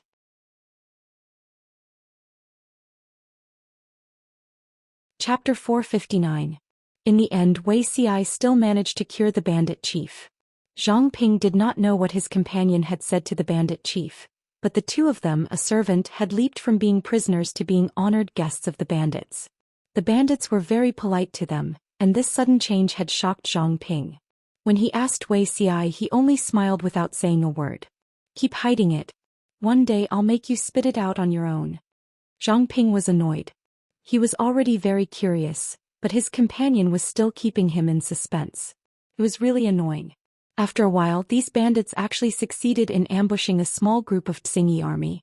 There were only 83 bandits in total, but they managed to save many innocent women from the hands of Tsingyi army, who were 5 times their number. Not only that, these bandits were very particular about tactics. Every time they would harass them once and then leave, appearing and disappearing unpredictably. This was obviously not the quality of a gang of bandits born in the wild. After a long while, Zhang Ping finally reacted. Wei Xi was actually teaching these bandits how to maximize the advantage of the mountains. Wait, Xixia, what are you doing? Zhang Ping poked Wei Xi. He could not understand his companion's thoughts. Wei Xi sneered and said calmly, "It's already a chaotic world now. The north of Dongqing has become the battlefield of Xingyi Army and Red Lotus Group. The imperial court and Prince Changshu are in a stalemate in the south. It's obviously impossible for the three of us to travel north safely. Who knows if we'll be kidnapped by Red Lotus Group or Xingyi Army on the way." To be honest, even if he was a man, it was very unsafe for him to travel with such a face. Wei Xi was not a narcissistic person, but he knew how much trouble this face would attract. Zhang Ping asked, "So?" Wei Xi's gaze fell outside. His gaze was meaningful, his dark and bright eyes narrowed slightly. "I pointed them out the right path and they gave us a lift. These bandits originally planned to join the other side, but they were indignant. Before they left, they wanted to take revenge for their family members who died in vain. Coincidentally, Ci could lend him a helping hand. That bandit leader is a loyal man. He promised me that if we succeed in our revenge, he'll be willing to escort us to Xiangyang district." Zhang Ping almost laughed. "You actually believe the words of a bandit?" Wei Xi tapped his fingers on the short table and said in a low voice, "I don't dare to trust others, but this person can be trusted." In fact, Wei Xi did not expect to meet Dian Yan in this place. Who was Dian Yan? At this point in time he would at most be described as a boorish man in the mountains. However, Wei Xi remembered that this person would be one of the 10 founding generals of the Jiang dynasty. He would be an upright man who had followed Lu Shi from the very beginning. He would accompany her from a female bandit leader to a feudal lord and finally become the ruler of the world. She had a bad reputation, but Dian Yan was one of the few who did not waver in his loyalty. In his previous life, Wei Xi had only hoped to use his talents to assist a wise ruler, to help a wise ruler to pacify the world as soon as possible and return peace to the world. To put it bluntly, Wei Xi had never been loyal to anyone. He was loyal to the people of the world, not just one person. After his old master was defeated and died, he did not die for his master, nor did he live in seclusion. He followed his heart and surrendered to Jiang Pingji. With the situation of the world at that time, the only way for him to realize his ambitions was to seek refuge with a new master. As he was a newly surrendered strategist, he did not deliberately display himself in the beginning to avoid provoking hatred and offending people. He usually followed the principle of listening more, watching more, doing more and talking less. His presence was low and he was almost invisible. He maintained a shallow relationship with most of the people. The only person he had a little interaction with seemed to be Dian Yan. There was a period of time in the imperial court where cliques were formed for personal gain. Dian Yan had always been a lone ranger and was only loyal to the emperor. This upright man had a rough and fierce appearance. He had a full beard on his face. In fact, his character was slightly introverted and shy, but his heart was clear. When most of the people looked down on Wei Xi, only Dian Yan maintained his normal attitude. Now Lu Shi was no longer a bandit. She was the legitimate son of an aristocratic family of the Lu family. Naturally, the two of them had no chance to get to know each other through fighting. Thinking of Dian Yan's heavy injuries and the maggots crawling on his wounds, Wei Xi could not help but break out in a cold sweat. If he had come too late, perhaps the future brave General Dian Yan would no longer exist. Wei Xi did not purposely change anything. He only wanted to be a matchmaker. In the previous life, the emperor subdued Dian Yan and made him follow her with all his might. If the fate of the monarch and the minister still existed, Dian Yan should belong to her. If they were not fated, she would not force it. In short, he did not care so much. He had to kidnap him to Xiangyang district first. Zhang Ping saw that Wei Xi spoke with such conviction, he could not help but restrain his contempt. Most of the youths who followed Dian Yan to become bandits were of the same age in the same village or neighboring villages. He had been their big brother since they were young, so his words carried a lot of weight.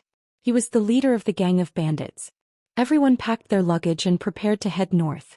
On the way, they made a living by robbing the Xingyi army and saved some innocent people.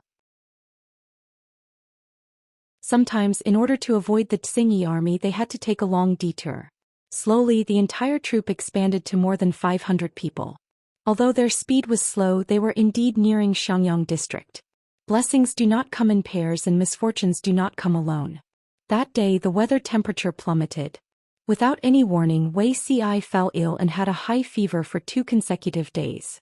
Unfortunately, they were discovered by a troop of 2,000 members of the Xingyi army at that moment. Actually, it was not a big deal to be discovered. What was worse was that they had just robbed the Xingyi army's rations team. New hatred and old hatred, how could the Xingyi army let them off so easily? Helpless, everyone could only retreat to the deep mountains under Zhang Ping's command. Relying on Zhang Ping and Wei Ci's knowledge of making mechanisms, they made use of the mountain terrain for defense. In addition, the snow sealed the mountain so the Xingyi army did not dare to go deep. Everyone was considered safe for the time being. Fortunately, there was an unreliable doctor among them who knew how to prescribe a prescription to reduce fever. Otherwise, even if Wei Ci did not die from the fever, he would have become a fool. With great difficulty, his fever subsided, but his cough came back again. I've known you for so many years, but I never knew your body was so weak. Zhang Ping sighed. Wei Ci smiled bitterly. I don't know either. His body looked weak, but in reality it was not that bad. He had not fallen ill in his previous life. He did not know what happened to him in this life, but he seemed to be exceptionally unlucky. Not to mention in this half a year he suffered from one serious illness after another. Sigh, maybe it's God's will. Wei Ci sighed. Zhang Ping said, You're a sickly beauty who torments yourself all day long. What does that have to do with God's will? God would not take the blame for his own death. If it was the Wei Ci of the past, he would definitely fall out with anyone who called him a sickly beauty. Now he was more thick-skinned. Shiheng doesn't understand. God is fair. If you gain something extra, you might lose something else. What kind of opportunity was it to commit suicide and return to the prime of one's life? If he lost his health because of this, he would not feel that it was a loss. Zhang Ping glanced sideways at the nagging Wei Ci and said unhappily, You just take good care of yourself and try to regain some weight. Anyway, before the snow melts, we can't go down the mountain.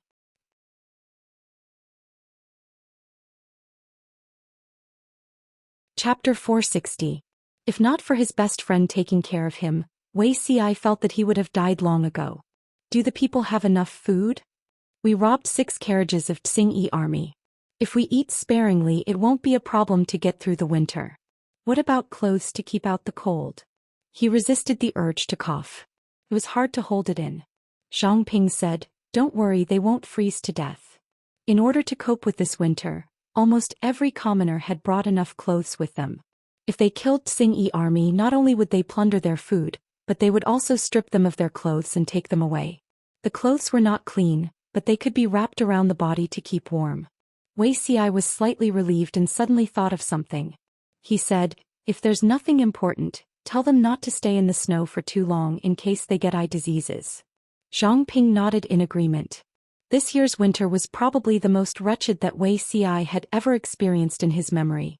There was a lack of medicinal herbs in the mountains. Wei Ci's cough did not improve. In addition to his fear of the cold, his complexion was greener than usual. When his illness was serious, even the rise and fall of his chest could not be noticed. His appearance made many people worried. Dian Yan secretly looked for Zhang Ping. Mr. Shiheng, why don't I carry Mr. Zixiao down the mountain to see a doctor? Zhang Ping looked calm on the surface, but he was worried about Wei Ci's illness. There was no medicine that could cure the illness. If it dragged on, a minor illness could become a life-threatening illness. Dian Yan said, I heard from a few people that it's only a day's journey from here to Xiangyang district. I can walk fast, Zhang Ping said worriedly. We don't know if the Xingyi army has retreated. Now the mountain is sealed by heavy snow. It's difficult for you to go down the mountain alone, let alone bring a sick person like Zixiao. The more he spoke, the less confident Zhang Ping was. His tone gradually became softer. He could also see that if he continued to drag on, no one knew if Wei Ci's illness would continue to worsen. After a while, Zhang Ping changed his words, Then be careful. Dian Yan was tall and burly. Just by standing, he was more than 2 heads taller than an ordinary man. His body was even more burly and strong. He carried the unconscious Wei Ci on his back and carefully instructed the brothers from the same village to listen to Zhang Ping's words when he was not around. If this trip went smoothly, not only would Wei Ci be treated, they could also call for reinforcements. Dian Yan followed a person who knew the way down the mountain. The 3 of them disappeared into the pure white snow. Wei Xi's consciousness was blurry, various images appeared in front of his eyes from time to time, but finally it was fixed in the lofty palace. The late emperor had passed away, the officials were kneeling on the ground, each with their own thoughts. He pulled out his sword and committed suicide. This scene repeated over and over again. In the end, Wei Xi could not even tell if he was still alive or if he had already killed himself. He vaguely remembered that he had returned to the prime of his youth after that incident. Everything had to start all over again. Which one was the real one? He was already dead, but he was still alive. Dian Yan was wrapped in heavy clothes. The three of them walked down the mountain with difficulty. They had to pay attention to the path under their feet at all times. No one knew what was under the accumulated snow. If they stepped on air or slipped, he would have to roll down the mountain with Wei Xi. Normally it would take at most an hour to complete the mountain path, but now it had taken them almost 6 hours. It had stopped snowing not long ago, but now it was fluttering again. The cold wind carried the ice and snow, blowing on their faces as if a small knife was slowly dismembering their flesh. Dian Yan was born boorish. He asked the person leading the way to help him keep a close eye on Wei Xi, who was on his back, to prevent him from catching a cold in the wind. "Brother Dian, the teacher has dropped something." The youth behind him trembled as he crouched down and picked up the perfume bag that had dropped. Dian Yan took a look and said, "I'll take it, you keep a close eye on the teacher." The three of them descended the mountain with difficulty. The only thing to be thankful for was that the Xingyi army that had surrounded and intercepted them had already retreated. "Wait, don't move." The youth leading the way was just about to take a step when Dian Yan pulled him over. "There's someone." They found a place to hide. The youth had a puzzled look on his face. Who would come out at this time of the year? However, not long after, the sound of horse hooves could be heard from afar. The youth looked at Dian Yan with admiration. Don't be fooled by his boorish and frightening appearance. His ability was not weak. The approaching people seemed to be going into the mountains to hunt. There was a group of 20 people, each dressed in hunting attire, carrying a bow and arrow and a quiver hanging from their waists. The youth wanted to go out and ask for help, but Dian Yan did not allow it. Instead, he pulled him back tightly. A pair of eyes that resembled copper bells slightly squinted, staring at the leader of the group. It was a youth dressed in watercolored clothes, with a thick and warm cloak draped over his body. His face was hidden in the wind and snow, so it could not be seen clearly. Dian Yan did not move, the group also did not move. The youth who was the leader sat on the horse with a faint smile, his gaze faintly glancing in his direction. "I've been discovered?" Dian Yan's heart was shocked. He was so nervous that his palms were sweating. "My lord, what's wrong?" The hunter who was leading the way saw that Jiang Pingji did not move. His face was full of confusion. There was no prey here. Jiang Pingji played with the horsewhip, putting on a posture that said, "If you don't move, I'll guard here, let's see who moves first." Today, Liyun accompanied Jiang Pingji out to hunt for wild game. To be honest, barbecuing and having a meal together was as addictive as knitting. They had just eaten 2 days ago. Today, the few men in the government office smacked their lips, feeling hungry again. It was time for the Lord to go out and hunt, bring back wild game and continue to have a barbecue gathering.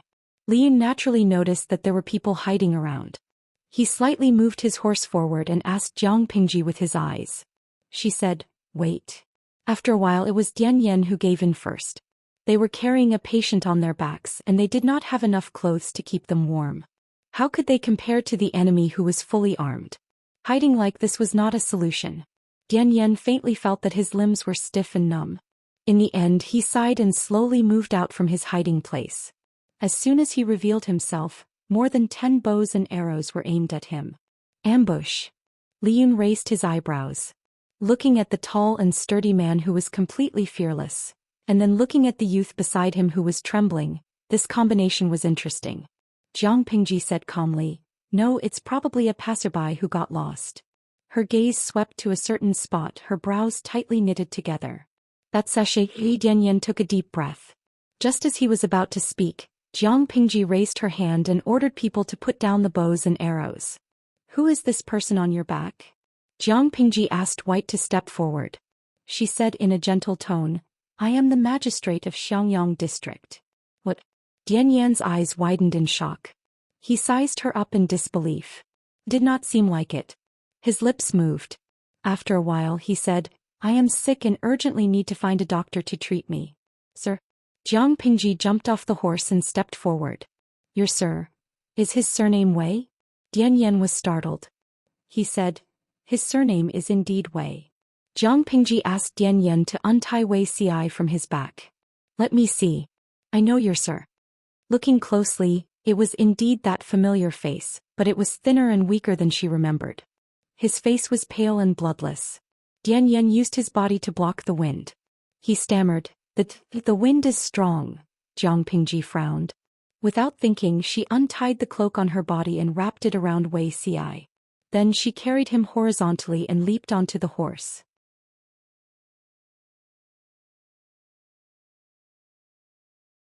Chapter 461. So thin. When she carried Wei Xi just now, Jiang Pingji had already noticed that although Wei Xi was tall, he was very light. Now that she was carrying him in her arms, she could feel his bones. It felt like he had no flesh on his body, only his bones were left. She couldn't help but suspect if this fellow had gone to some food shortage area to stay for a year and lost the few pounds of flesh he had. She secretly used her fingers to touch his waist. Her first impression was that he was thin, too thin.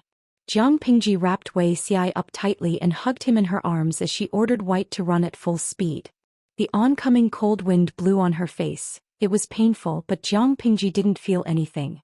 Instead, Wei Xi unconsciously shivered and hid in her arms. She sighed softly, one hand holding the reins, the other passing under his armpit to press on the back of his head, trying to block the biting cold wind. On the other side, Dian Yan watched helplessly as Jiang Pingji carried his master away. Her entire set of movements were as smooth as flowing water, completed in one breath. Dian Yan couldn't stop her in time. He didn't even have time to react before White had already galloped away. Li Yun said, Big brother, don't worry, the Lord said she knows your master, then she definitely knows him. Dian Yan's lips quivered. Now he could only trust the youth who claimed to be the magistrate of Xiangyang district. His master's illness couldn't be delayed any longer. At the side, Li Yun's curiosity was aroused. His gossipy nature was abnormally active. Big brother, where is your master from? Li Yun had been watching the whole process. He also saw Wei Xi's appearance. Although the patient was very sick and thin, it didn't make him ugly or scary. Instead, it added a sense of fragility that made one feel pity for him. Li Yun had never seen a man who was so handsome even when he was sick. Dian Yan replayed the scene in his mind. Although Jiang Pingji's movements were fast, they weren't rough. Just based on this detail, he felt slightly at ease. Hearing Li Yun's question, Dian Yan was silent. He had an expression that said, I don't want to talk to strangers, shut up. Li Yun was rebuffed, so he changed his question. He carefully noticed that the three of them came down from the mountains. Hey, what happened to you and your master? Why are you in such a sorry state? I think you and your master are really weird. You're tall and sturdy, you're full of meat, but your master is so skinny. Can illness really make a person so thin? Hey, say something. The first snowfall lasted for 3 days and 3 nights. The snow had already covered the mountain. Could it be that these people ran up the mountain to seek refuge, but unfortunately ran into the heavy snow and had no choice but to bite the bullet and go down the mountain for treatment? Dian Yan didn't want to bother with Li Yun, because the handsome youth in front of him was too noisy. However, when he thought of the 500 or so commoners still trapped on the mountain, he hesitated, his rough face revealing a bit of desire. There are still more than 500 people trapped on the mountain. We were chased by the Tsing-Yi army and had no choice but to escape to the mountain to seek refuge. Li Yun. Yun said, Li is. C.I. Yun. Li Yun was. Yun said. When Dian Yan heard this, he could only do so. He cupped his fists and thanked Li Yun. Hey, what's there to thank? Li Yun scratched his head and said shyly, it's part of my duty. As long as it was within the borders of Xiangyang district, the affairs of the people were the affairs of the district headquarters. Li Yun was just short of patting his chest to guarantee it. On the other side, Jiang Pingji galloped on her horse. She rushed to Xiangyang district as fast as she could. Wei Xi was still in a nightmare. Fragmented memories filled his brain, blurring his sense of life and death. After an unknown amount of time, his cold and stiff body started to warm up. The jolt turned from illusory to solid. Was this a dream or something else? Wei Xi frowned in discomfort. He coughed twice strenuously. He thought he coughed loudly, but to Jiang Pingji it sounded like a kitten's meow. If not for her good hearing, she might not have realized he was awake. After a long while, Wei Xi managed to regain consciousness. Only then did he realize that he could not move his entire body. "You're awake." A cold and familiar voice came from above his head. Wei Xi's expression changed. He could not tell if it was a dream or reality. "If you're awake, say something first. There's still some time before we reach the district. If you fall asleep now, I can't guarantee you'll wake up again." Jiang Pingji lowered her body slightly to reduce the resistance of the wind. "I realize that every time I see you, you're either sick or walking on the path of illness. Have you been so frail and sickly since you were young?" Wei Xi's consciousness returned completely. He realized his current situation. He was so scared that his body tightened. He did not dare to move.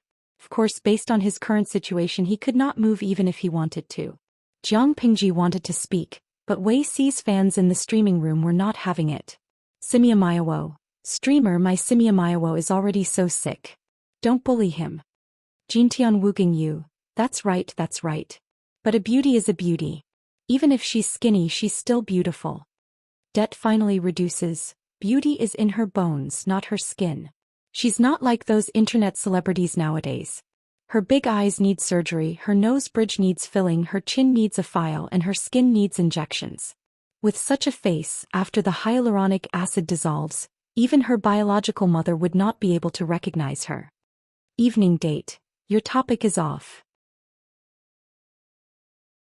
Didn't we ask the streamer not to bully Simia Miawo? Jiang Pingji did not have the mood to bully Wei Xi even without the audience's reminder. She had a sullen face, but Wei Xi could not speak of his suffering. He was so scared that he did not even dare to sleep. Jiang Pingji was taller than the average girl by a head, but she was no worse than a boy. Wei Xi curled up into a ball. He became so thin and weak that he could really nestle in her arms. Coupled with her movements, their current posture was a little subtle. Wei Xi's face was facing her chest. This was a little awkward. Wei Xi's cheeks were a little red. It was okay when he was unconscious, but now that he was slightly awake, he wanted to distance himself as far as possible. "Why are you moving? Be careful that I throw you off the horse." Jiang Pingji warned him impatiently. Wei Xi held it in for a while before saying, "Men and women shouldn't touch each other. I don't believe what you said." She sneered coldly. Her words were shocking. Wei Xi was so scared that he did not dare to make a sound. Even his dizzy brain became a little clearer. She said, "You're someone who knows me so well. Are you sure that our relationship really stops at the bottom line of, shouldn't touch each other when giving or receiving something?" She did not know what Wei Xi had experienced, but his reaction and the existence of the system allowed her to imagine a lot.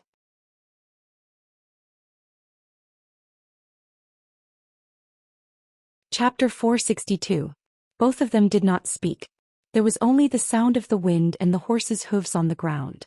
The city gate was wide open and there were no pedestrians on the streets.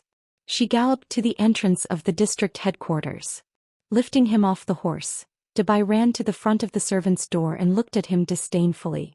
The servant felt pressured. He grabbed White's reins and brought it to the stable. Jiang Pingji had a smooth journey. She entered her room in the backyard of the district headquarters. He shouted on the way, "Go get the doctor." There were no skilled doctors in Xiangyang district, but they hired a few later. Jiang Pingji even allocated a medical center for them. They could take in apprentices and be the in-house doctors. They would take turns to be on duty. The operation was similar to a hospital. The doctors were hired by Jiang Pingji with a high salary. The medical center was also the district headquarters property. The doctors worked for the government and received a high salary. Except for a very few people, they would not visit the people's houses for consultation. If the people were sick, they would come and ask for medicine. This was much more efficient than the doctors visiting the people's houses to treat them. The servants in the district headquarters heard this and quickly sent someone to invite the doctor who was on day off. Jiang Pingji used her leg to open the door and placed Wei Xi on the bed. She started a few charcoal pots and the room became warm quickly. Takshu rushed over when she heard the news. She was almost scared to death by the strange man on Jiang Pingji's bed. He stammered, "Lang, this is a good friend. I met him when I went hunting today. He's very sick." Jiang Pingji said indifferently, "Get someone to bring some hot water and prepare some clean and warm clothes." Although Wei Xi was thin, his frame was the standard of a normal man. He was wider than Jiang Pingji, but he was so thin that he could barely fit Jiang Pingji's clothes. After a while, the doctor who was on day off rushed over with a medical box. He first greeted Jiang Pingji, then sat down and checked Wei Xi's pulse. The doctors Jiang Pingji hired were all capable and worthy of the salary she paid. In a short while, the doctor had figured out Wei Xi's condition. "He won't die, right?" Jiang Pingji asked. Wei Xi, who was pretending to be dead, raised his eyebrows. He still did not dare to open his eyes. The doctor's hand that was stroking his beard paused. He laughed and said, "I won't." Looking at his pulse, this Longjuan's bones were slightly cold. Previously, he had not recovered from a serious illness and had some lingering symptoms. Later, he had worked hard and was physically and mentally exhausted. He did not have a good rest. Now that he was seriously ill, it was actually a good thing. The hidden illness had been drawn out. Therefore, although Longjuan's illness seems to be dangerous, if you take good care of yourself, you will be better off than before. Jiang Pingji asked, "How?" The doctor wrote out a prescription and listed all the herbs in detail. He also warned her about the areas that she needed to pay attention to. As the saying goes, food is better than medicine. When Longjuan's body recovers, you can adjust your body with a medicated diet. Every medicine had its side effects. Wei Xi could not afford to go through too much trouble. Jiang Pingji said, "It's good to eat nutritious food. It can also make people fatter." He asked someone to take the prescription to the clinic and get the medicine. A maid came in with a few basins of hot water. Suddenly, the livestream viewers had an ominous feeling. With a clap, the screen went dark. No, she turned off the livestream. The viewers were all dumbfounded. Jiang Pingji stretched her hand to Wei Xi's waist and prepared to pull off the belt. "You." Wei Xi could not bear it anymore. He suddenly opened his eyes. He raised his hand and wanted to stop her, but it was difficult for him to even speak, let alone stop Jiang Pingji. "Don't worry. Who would like that body of yours?" Jiang Pingji said disdainfully, "This is the inner court. There are no other men except me. Are you planning to let other maids help you wipe? You have to get my permission, right?" "Hey, I didn't expect you to have such thoughts." Although Wei Xi was skinny, he was still an adult man. Ordinary maids could not help him. Otherwise, she would not have done it. Wei Xi's cheeks were flushed with anger. "I didn't. Okay, I got it. Don't move." Jiang Pingji did not even blink. She removed his clothes quickly and made him sit up and lean against her. She used a hot towel to wipe him. Seeing his upper body clearly, Jiang Pingji could not help but sigh. He was so skinny that only his bones were left. His ribs could be seen. After wiping him with hot water, he changed into new clothes. It was warmer this way. If he lay directly on the bed, he would not know when he would warm up. Jiang Pingji's mouth was vicious. She said, "Fortunately, you can still speak. Otherwise, I would have thought you were a corpse." The temperature of his skin was very low. Although it was not as cold as a corpse, it was enough to make one shiver. Wei Xi was extremely embarrassed and annoyed. He simply closed his eyes and allowed her to help him change into a brand new inner garment and a thick woolen shirt. Compared to the bone-piercing cold just now, he slowly felt the warmth. He could also slowly feel his limbs. After a while, 2 basins of hot water were changed. Wei Xi's pale face was stained with blood. Seeing his behavior, Jiang Pingji crossed her arms in front of her chest and said, "Why are you so shy? In terms of figure, you don't look much better. You're so skinny that only your bones are left. What do you think I will do to you? You don't have to look like a little wife who has been molested." He looked aggrieved and made her look like a beast. "Langjun, the medicine is ready." Taksha's voice came from outside the room. Jiang Pingji sat by the bed. Hearing the voice, she raised her head and said calmly, "Come in." Looking at it, she unfolded a set of mattresses that was folded on the side of the bed and covered Wei Xi with another layer. With 2 layers of thick quilts covering him, Wei Xi almost could not breathe. "Don't sit up. Just turn your body slightly and drink the medicine. Otherwise, it will be cold one moment and hot the next to prevent your condition from worsening." Takshu entered the room and found that Jiang Pingji still had an indifferent expression, while the unfamiliar Langjun was embarrassed and angry. Wei Ci sniffed the smell of the medicine and knew that it was a good medicine for his condition. He closed his eyes and swallowed it no matter how bitter it was. Slowly drinking the medicine, Wei Ci raised his head and found that she was sitting by the bed with her head lowered. Beside her hand was a pile of official documents. She did not pay attention to Wei Ci from evening to night, which made him secretly feel relieved and less awkward. When the lights were turned on, Taxia came over and asked if he wanted a new mattress. Jiang Pingji said, "No need." Wei Ci had slept in the afternoon. His brain was still a little heavy and his thinking was slow. When he came to his senses, he almost broke out in a cold sweat. "You?" Jiang Pingji slightly squinted her eyes and asked him with a smile, "Aren't you my strategist?" Wei Ci replied, "That's exactly what I mean. In order to show respect, don't we all have the habit of sleeping with our feet touching each other's to show respect?" Jiang Pingji smiled and whispered in his ear. Wei Ci's body stiffened. She never knew that the bed could be so cold. "You've been lying there for the whole afternoon. Why are you still so cold?" Wei Ci held back his emotions and asked her, "What exactly do you want to do?"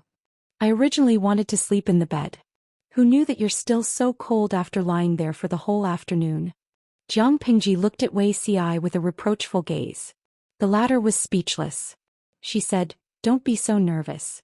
Even if you're healthy, what can you do to me? Sleep better. Otherwise, I don't want to wake up and find that I killed someone."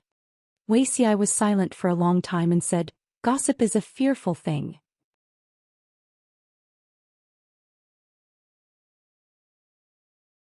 Chapter 463. Wei Ci was silent. Of course, he knew how capricious the person in front of him was.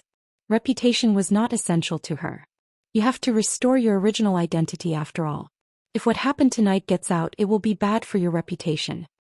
Wei Ci tried hard to suppress the urge to tremble. He secretly bit the tip of his tongue and used the pain to suppress his body's instinctive fear. Why was he afraid? It was not only because of the trauma in his previous life. In this life, he was more afraid that she would find clues and see him as a monster. Jiang Pingji pretended not to understand. "Isn't it a good thing to sleep with one's official?" Wei Ci took a deep breath. He had dealt with the person beside him for many years. His rationality told him that the more agitated he was, the easier it was to fall into her trap. Including the so-called sleeping with one's feet on top of another action today. It was either a spur-of-the-moment thing or she had another trap. He had to treat it with utmost attention. "Girl, you must be joking." Wei Ci directly pointed out her gender. "You can't dress as a man all your life. You have to restore your identity one day. Even if our relationship tonight is innocent, it will still stain your reputation if it is used as a topic of discussion. Why don't you pay attention to this?" Jiang Pingji clicked her tongue. "I don't care about this intangible thing, but you care about it?" To the common people, whoever gave them benefits was a good person, and that person was worthy of their praises. On the contrary, if anyone violates their interests no matter how well they have done, they will not hesitate to turn against them. Do you think I need the reputation given by these ignorant people? Yeah, I don't care. What good reputation or bad reputation? In Jiang Pingji's view, it was more like an invisible shackle imposed on her. Wei Ci sighed in his heart. He should have understood that even if the beginning was different, Her Majesty's essence was still the same. "I don't care about this empty reputation. A person's life is 100 years and only a pile of bones will be left behind." Wei Ci felt it was a little magical that he could actually talk to this person calmly, but the location was not very good. "But Ci cares about your reputation." Almost by coincidence, Wei Ci said the truth that was buried in the bottom of his heart and had never been revealed. However, as soon as the words left his mouth, an indescribable sense of crisis rushed straight into his brain from the soles of his feet. Feeling the slender and fair hand on his neck, Wei Ci's lips curled into a bitter smile. Did he realize that there was something wrong with him and thought that he was a monster, so he wanted to kill him? At this moment, Wei Ci did not feel any fear. His wildly beating heart also returned to its usual speed. Jiang Pingji asked in her usual calm tone, "Are you really Wei Ci Wei Zixiao?" Wei Ci replied, "Yes, it's the real deal." After a while, Jiang Pingji did not break his neck. Instead, she said with interest, "Interesting." At first he had only suspected that the other party was a little abnormal, but now he was completely certain of it. Interesting. Wei Ci shuddered, but immediately felt that this was the reaction that His Majesty should have. If an ordinary person knew that someone had reincarnated and knew their future, their first reaction would be fear and they might even want to eliminate them. But to Her Majesty, this matter was the catalyst that aroused her interest. Don't you already know that I? Wei Ci could not control his tongue. What do you want to know? Jiang Pingji glanced at him and said, there's no need. I don't want to know. If he had only suspected it at first, then he was completely sure tonight. Why? Wei Ci asked. Jiang Pingji snorted. It's like you're reading a story. You've only read the beginning and you've just gotten a little interested, but someone suddenly jumps out and tells you the ending of the story. The good guy in the story is actually a bad guy in disguise. Would you thank the talkative person or want to slap him to death? Wei Ci was speechless. That made sense. He was speechless. Jiang Pingji moved her hand away, turned over and lay on the bed. Another example: if you use your pocket money to buy a game that you have been looking forward to for a long time, and an idiot jumps out and tells you the hidden Easter eggs and strategy to clear each level of the game, turning all the unknown into known. Will you thank this person for giving you the strategy guide, or will you pick up a kitchen knife and hack him to death? No matter what others choose, I will definitely choose the latter. Don't you think? Xiai is a monster? Wei Ci could understand the former metaphor, but he did not understand the latter. But the core of the two metaphors was the same. Jiang Pingji wanted to laugh, but she did not. Even if he is a monster, he is an interesting monster. Wei Ci was startled and his cheeks were stained with some heat. After calming down, there was some sadness in the bottom of his eyes, and a thought arose in his heart, as expected. No matter how interesting it was just a pet, not love. He was not even close to liking it. Jiang Pingji said meaningfully, people are not made of stone. They can change. What was the advantage of being reborn? For smart people, even if they did not reborn, they could still succeed. For stupid people, they could avoid a pit after being reborn, but they would still fall into another pit because of their stupidity. Rebirth was not to be reborn, and it was not to spend money to increase one's IQ. Relying too much on the so-called memories from before rebirth would only cause one to be in deep trouble. She felt that it was impossible for such a perceptive person like Wei Ci not to see through this point. She also hoped that he would not be disturbed by the so-called memories from before rebirth and affect his real life. Compared to Wei Ci's proper sleeping posture, Jiang Pingji's sleeping posture was a little more bold. She yawned and could not help but stretch her feet. The soles of her feet touched Wei Ci's calf. Cold air rushed straight to the soles of her feet. She instantly shivered and all her sleepiness was gone. She could not help but frown. Believe me, you are very likable in the summer, but you are too annoying in the winter. Jiang Pingji disliked Wei Ci's low body temperature, and Wei Ci also felt that she was like a small stove. He subconsciously wanted to get closer to her. If he did not use his rationality to restrain himself, his body would have long rebelled. It was late at night and Wei Ci could not hold on for much longer. In addition, his body was still sick and he fell asleep in a daze. Then, damn, are you going to sleep tonight? Jiang Pingji wanted to push Wei Ci away. Although she was not afraid of cold or heat, who would like a lump of ice cubes in a warm bed? What happened to the good sleeping posture? Was this how he behaved? In the end, she tolerated it. Her heart softened a little and she allowed him to come closer unconsciously. Jiang Pingji was bored, so she secretly poked the system. She asked, the anomaly that I caused when I started streaming was Wei Ci, right? The system wanted to pretend to be dead, but it was in Jiang Pingji's spiritual brain realm. It had to bow its head when it was under someone else's roof. It could only say sullenly, so what if it's him? If you are worried, then kill him. For a suspicious person, a fellow who knew his future was really dangerous. He could not sleep. Jiang Pingji snorted and said, do you think everyone is like you? That's why you were locked up by me and not me being held hostage by you. System.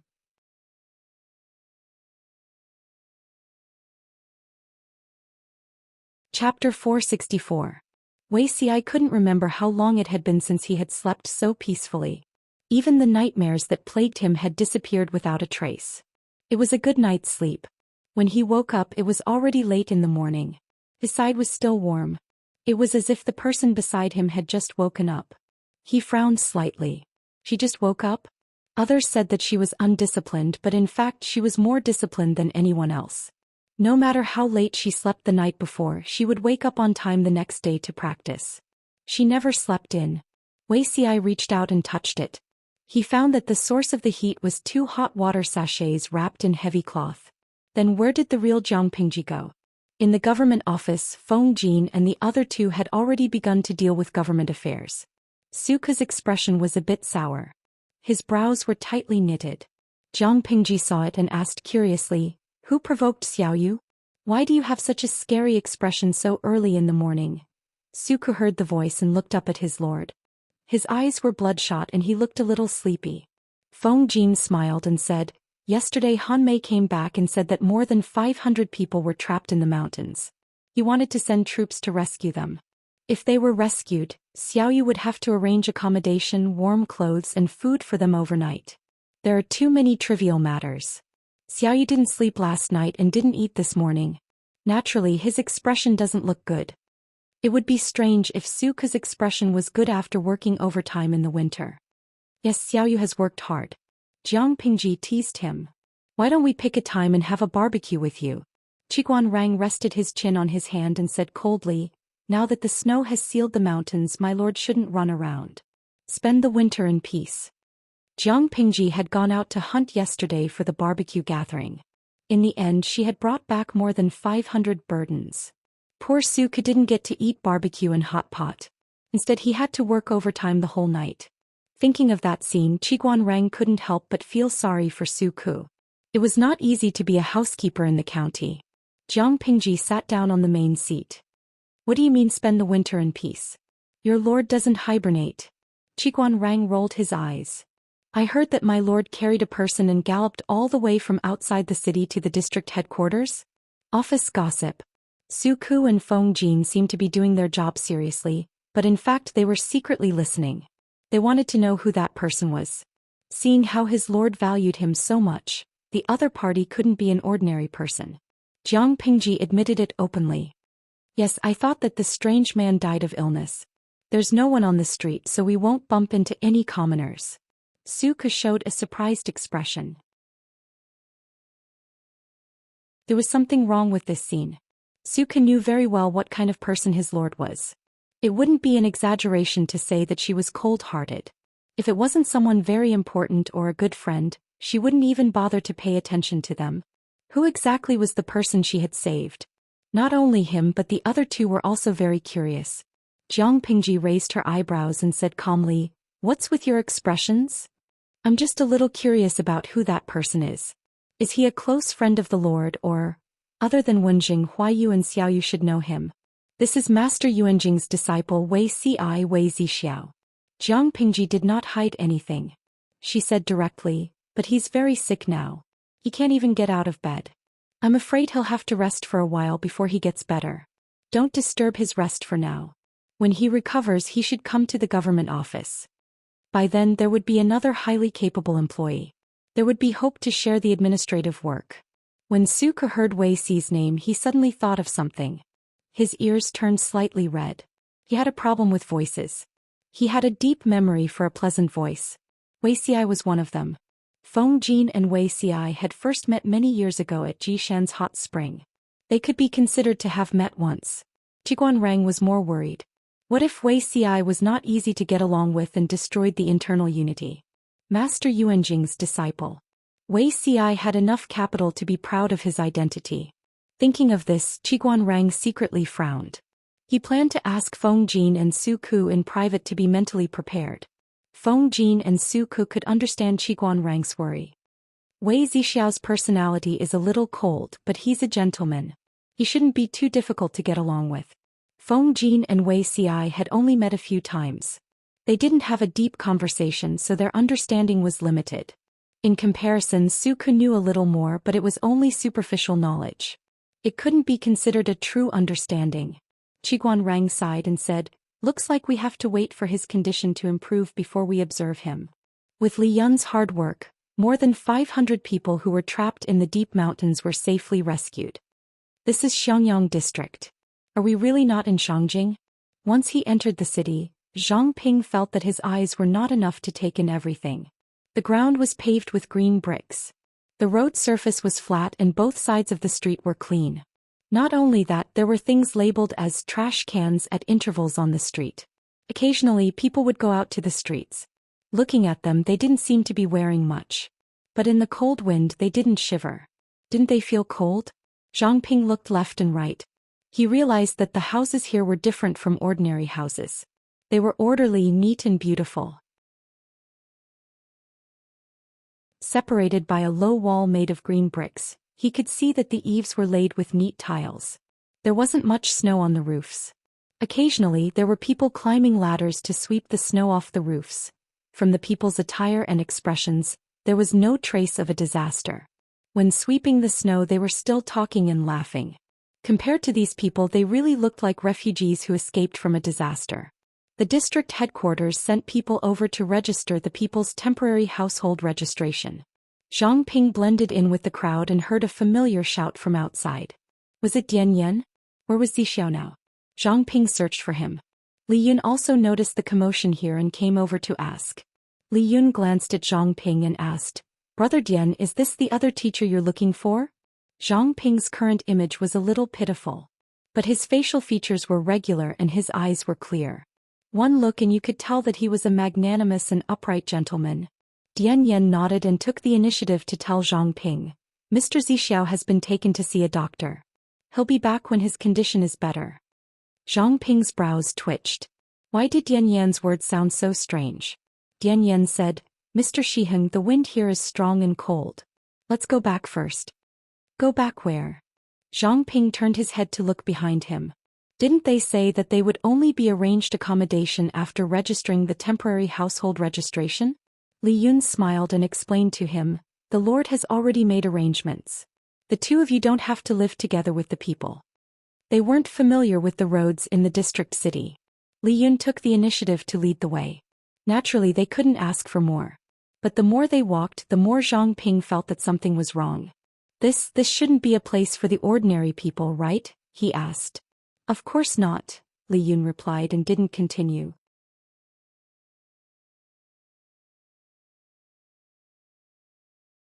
Chapter 465. After a long while, Li Yun stopped in front of a house and gestured to Dian Yan.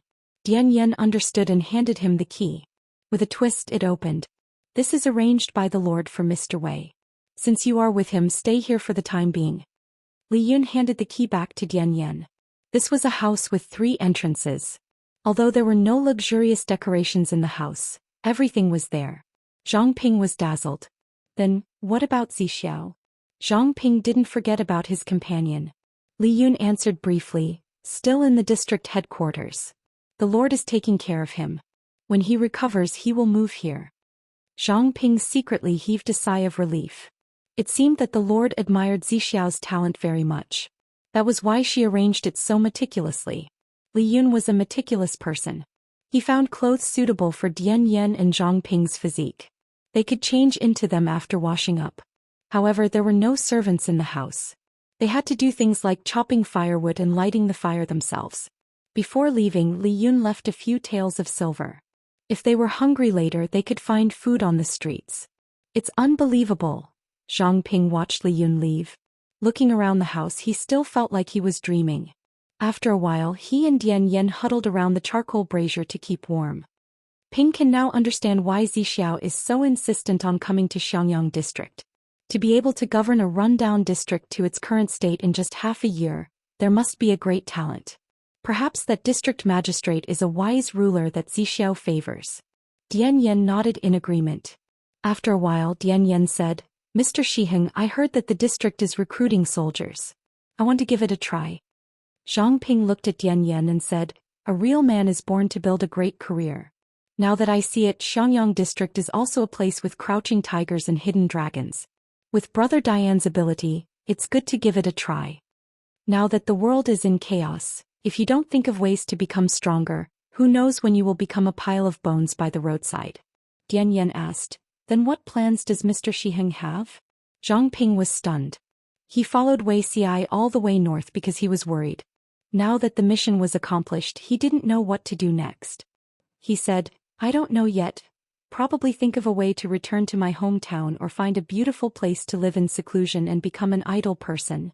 Dian Yan persuaded, Mr. Shiheng, it's so chaotic outside. How dangerous would it be for you to travel alone? Why don't we settle it here? Zhang Ping smiled and said in a carefree manner, I'm not as talented as Zixiao. At most I'm a craftsman. I don't do any proper work. He could not be considered a qualified scholar of the school of Moism. He liked to tinker with those mechanical objects and did not have a deep understanding of the school of Moism. That was why he mocked himself as a craftsman. He did not have many real friends around him, and it was only by chance that he met Wei Xi. Dian Yan didn't understand this and didn't know how to comfort Zhang Ping. Whether it was Mr. Zixiao or Mr. Shiheng, to Dian Yan they were both good people and good people should be rewarded. This winter was destined to be an important turning point in the history of the future. In November, Dongqing, Zhongzhao, Beiyuan, and Xichang were unable to provide aid in time. The four factions of Nanman attacked the capital of Nanxing and fought a bloody battle. After besieging the capital for 2 months, the four factions of Nanman completely conquered the capital of Sheng. Nanxing was destroyed. The kings of the four factions of Nanman gave the order to massacre and allowed the soldiers to kill in the imperial city for a day and a night. The next day, the heads of all the men in the imperial family of Nanxing were hung on the city gate, one after another. They died with their eyes open. The women of the imperial family were all made into female slaves for people to buy and sell at will. They were trampled on and humiliated. The land of Nanxing was in a state of mourning. It was no longer as peaceful as it was in the past. The flames of war spread. The four factions of Nanman could fight but not defend. They were harsh and greedy. The people had no way to make a living. Under such circumstances, the flames of rebellion were ignited in the land of Nanxing, announcing the arrival of chaos. One of the 5 countries in the world had fallen. At the same time, the north and south of Dongqing were also in a state of chaos. The north became the battlefield of the Tsing-Yi army and the Red Lotus group. In the south, Prince Changsha relied on his military strength to confront the imperial family of Dongqing across the river. The situation was tense and could break out at any moment. Due to the cold winter, it was inadvisable to fight. Both sides temporarily rested their troops. At the end of December, only 3 days before the new year, 2 letters were sent to the capital of Dongqing and to Prince Changsha's military tent. Prince Changsha was a few years younger than the emperor. His private life was rather restrained and he looked much younger than his actual age. What is this? Prince Changsha was hosting a banquet for his advisors and soldiers. A messenger hurriedly came in with a letter. The messenger said, this letter was shot into the military tent with an arrow. Did someone secretly report to him? Or did an aristocratic family in Qinzhou want to rely on him and use this method to send a letter? Prince Changsha thought about it for a while. He raised his hand and asked the messenger to present the letter. He tore open the envelope and took out the neatly folded bamboo paper. Using bamboo paper as a letter to send a letter? How extravagant! Prince Changsha snorted softly. As he read the letter, he invited his advisors and soldiers to eat and drink. He read the letter with a smile. Many people were also secretly paying attention to his expression and guessing the contents of the letter. But, when he read the contents of the letter clearly, the curve of Prince Changsha's lips became lower and lower. In the end, he even glared angrily. His anger rose. Prince Changsha slammed his palm on the table. His palm turned red at a speed visible to the naked eye. Just listening to the sound made his hand hurt. Your Highness, what happened? The number 1 advisor in the tent stepped out and asked. If it was in the past, Prince Changsha would definitely treat him with courtesy and put on a show of harmony between the ruler and his subject. Now, however, he was not in the mood to do so. With a whoosh, he stood up from his seat and did not even look at the strategist. Holding the letter, he walked past him and ordered the messenger, go find out who sent this letter. Everyone in the tent looked at each other. Some people secretly mocked the advisor who rushed to slap his face, while others were curious about what was written in the letter that made Prince Changsha lose his composure. In the past, no matter how serious the matter was, Prince Changsha would always maintain his virtuous king demeanor of being courteous to the wise and humble. He would rely on and trust that advisor. Now he had slapped his face in front of everyone, which made people feel good. The advisor only felt his cheeks burning. He was extremely embarrassed and secretly clenched his fists. He pretended that nothing happened and sat back in his seat.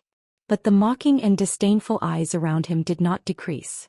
Prince Xianxia calmed himself down and regained his senses. Only then did he realize that his actions just now had offended the advisor in his tent. But now he was not in the mood to comfort or apologize. He was the ruler. If he had to lower himself to apologize and comfort his subordinates just because they threw a little tantrum, it would be too unreasonable. Prince Xianxia lost his usual rationality. He could not help but take out the letter and read it again. There was nothing written inside. There was only a string of birth characters and the words, Lu Xi's daughter of a concubine. Prince Xianxia would never forget this string of birth characters even if he died.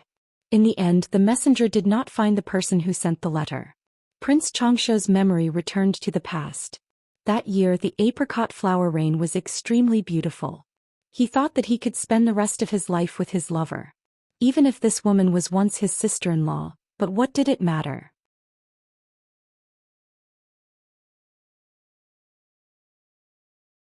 Chapter 466. It was a pity that the happy days were too short-lived. Before his daughter was born, he had to leave them temporarily because of an important matter. When he came back, the cabin that had been filled with joy and happiness was no longer there. A cold letter lay on the table. The woman had left. Because of difficulties, she had left her daughter to be escorted to him by her confidant so that he could take care of her. However, Prince Xianxia did not manage to see his daughter. The confidant disappeared along with the child. Prince Xianxia could not find the woman, nor could he find his daughter. He could not even find the confidant. Now what did this strange letter want to express? Lu Xi's daughter of a concubine was his lost child? Such a strange thought lingered in his mind. It was not impossible. Before the woman left Dongqing, she did pay special attention to Lu Xi's backyard. She also hinted that if she could not afford to raise the child, she would leave it in front of the Lu residence and let Lu Xi raise it. However, Prince Xianxia thought it was a joke and did not take it to heart. Now that he thought about it, it did not seem impossible. Thinking of this, Prince Xianxia's expression turned ugly. When he realized that the daughter of a concubine of the Lu residence had married into the royal family and had become the fourth prince's consort, his expression could no longer be seen. It was not that he felt sorry for his daughter. In fact, his expectations for his daughter were built on the foundation of his daughter's mother. Without that woman, his so-called daughter was dispensable to him. The reason why his expression changed was because he was afraid that Lu Huan's existence would delay his important matters. Lu Xi raised Lu Huan and sent her off with 10 miles of red dowry. He had arranged such a good marriage for her. Obviously, he did not doubt his daughter's bloodline and even loved her dearly. If at this time, someone spread the news that Lu Huan's biological father was not Lu Xi but him, how would Lu Xi react? Prince Xianxia put himself in his shoes. He felt that he would probably vent his anger on her. The daughter he loved for so many years was not his biological daughter. Who would be willing to be such a fool? Which man could endure such humiliation? Dongqing had 6 states and 21 counties. Lu Xi monopolized Chongzhou and secretly held on to Hu County's rice. Even if he could not use such a strong ally, he could not completely lean towards the royal family. Prince Xianxia had no reason not to worry. Prince Xianxia narrowed his eyes, a murderous glint in his eyes. Regardless of whether the contents of the letter were true or false, he could not take the risk. The best way was to assassinate Lu Huan in secret so that there would be no evidence. Although it was a pity, he and Lu Zheng had never met before, so there was no father-daughter relationship between the two of them. Every man for himself, and heaven and earth destroy him. He had indeed let down this daughter of his, but it was only right for a daughter to sacrifice herself for her father. After all, he had given her life. At most, when he wore the dragon robe, he would give his daughter a posthumous title and honor. Thinking of this, Prince Xianxia thought it was a pity. If Lu Huan wasn't Lu Xi's daughter and had another identity, he would immediately take the child to his side and love her. But she was Lu Xi's daughter. He could not afford to lose his hegemony. At this critical moment, he could not afford to offend Lu Xi, so he could only say that it was a pity. Prince Xianxia probably did not expect that before he had done anything to Lu Huan, she had already caused a huge disaster. From the end of April until now, Lu Huan was almost 8 months pregnant.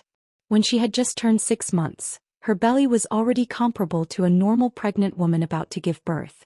Now it had grown a lot bigger. The medical officer had examined her carefully and said that she was pregnant with twins. The baby's breathing was very strong. Lu Huan's lips curled into a smile. Even when Wu Majun was despised by the emperor, she did not feel sad or upset. That elixir is really useful. Now that the baby's breathing is strong, the baby will definitely be very healthy. Thinking of this, Lu Huan's smile became brighter. The medical officer said that based on the pulse, there is an 80% chance that it will be a boy and a girl, a dragon and a phoenix. This is an auspicious sign, and the heavens are blessing the imperial family. The child in her belly would be her trump card to completely turn the tables. The closer it was to the day of delivery, the more careful she was. The servant girls by her side were all part of the dowry, so they knew the temper of the fourth princess consort very well. She looked pure but was actually very sinister. In order to verify whether a stolen elixir really had the effect of aiding pregnancy, she had sent people to defile an innocent woman. Later, in order to get rid of the fourth prince's beloved concubine Huijun, she had even more sinister plans, setting Huijun up with the emperor. If not for the emperor's interest in Huijun, it would probably be another innocent death. To be the trusted servant girl of such a person, she had to constantly worry whether she would be the next unlucky person. Although she despised her in her heart, she did not dare to talk back. She only dutifully helped her comb her gorgeous hair. Lu Huan looked at her clean makeup and frowned unhappily. Make it more gorgeous, it's too plain. The servant girl's lips moved, but in the end she had no choice but to obey her order. She put on gorgeous makeup and wore expensive jewels. Her hair was full of pearls and jade and she looked incomparably wealthy. As a servant girl, she had the obligation to persuade Lu Huan that pregnant women should be more plain. Rouge and face powder were not good for the child in her belly. However, since the last time she tried to persuade her, she had learned to shut up. Looking at the young girl in the mirror with gorgeous makeup, Lu Huan snorted. How can I be inferior to that slut? Even if Huijun was a person who was doted on by 3,000 people, she was not willing to lose even the slightest bit. She was merely a lowly dowry girl. Did she think that she could become a phoenix just because she was connected to the emperor? The servant girl lowered her head and did not reply. However, she knew clearly who the slut in Lu Huan's words was. Huijun, the most doted woman by the emperor's side. She was truly a lucky person who was doted on by 3,000 people. Not to mention the other concubines and princes, even the empress and the crown prince had to give way to her. Recently, Huijun's health had not been good. She was bedridden. When the emperor heard her complaints, he waved his hand and ordered all the concubines to attend to her. Even the current empress had not enjoyed such great favor. It was clear how important Huijun was to the emperor. The servant girl could not understand why her own concubine had to compete with Huijun. With their current status, there was no need to compete. No matter what the servant girl thought, Lu Huan had already dressed herself up to be rich and gorgeous. She did not look like she was going to attend to someone. Sitting in the carriage to enter the palace, Lu Huan was still thinking about how to make Huijun suffer. Unbeknownst to her, there was already a storm brewing in the palace. What awaited her was a path of no return. With one hand on her stomach and the other on the servant girl's arm, she gently followed the servant girl to Huijun's bedchamber. Naturally, Huijun was not sick. She was just finding an excuse to keep an eye on the second concubine and to make Lu Huan unhappy. She bullied the emperor's concubines all day. After a while, she felt bored and shifted her target to the daughters-in-law of the concubines. She was clearly healthy, but she still willfully said that she was sick. She stayed on the bed eating fresh seasonal fruits while ordering the concubines around. She amused herself.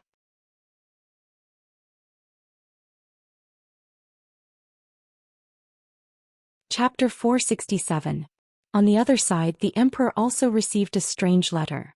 It would have been better if he hadn't read it.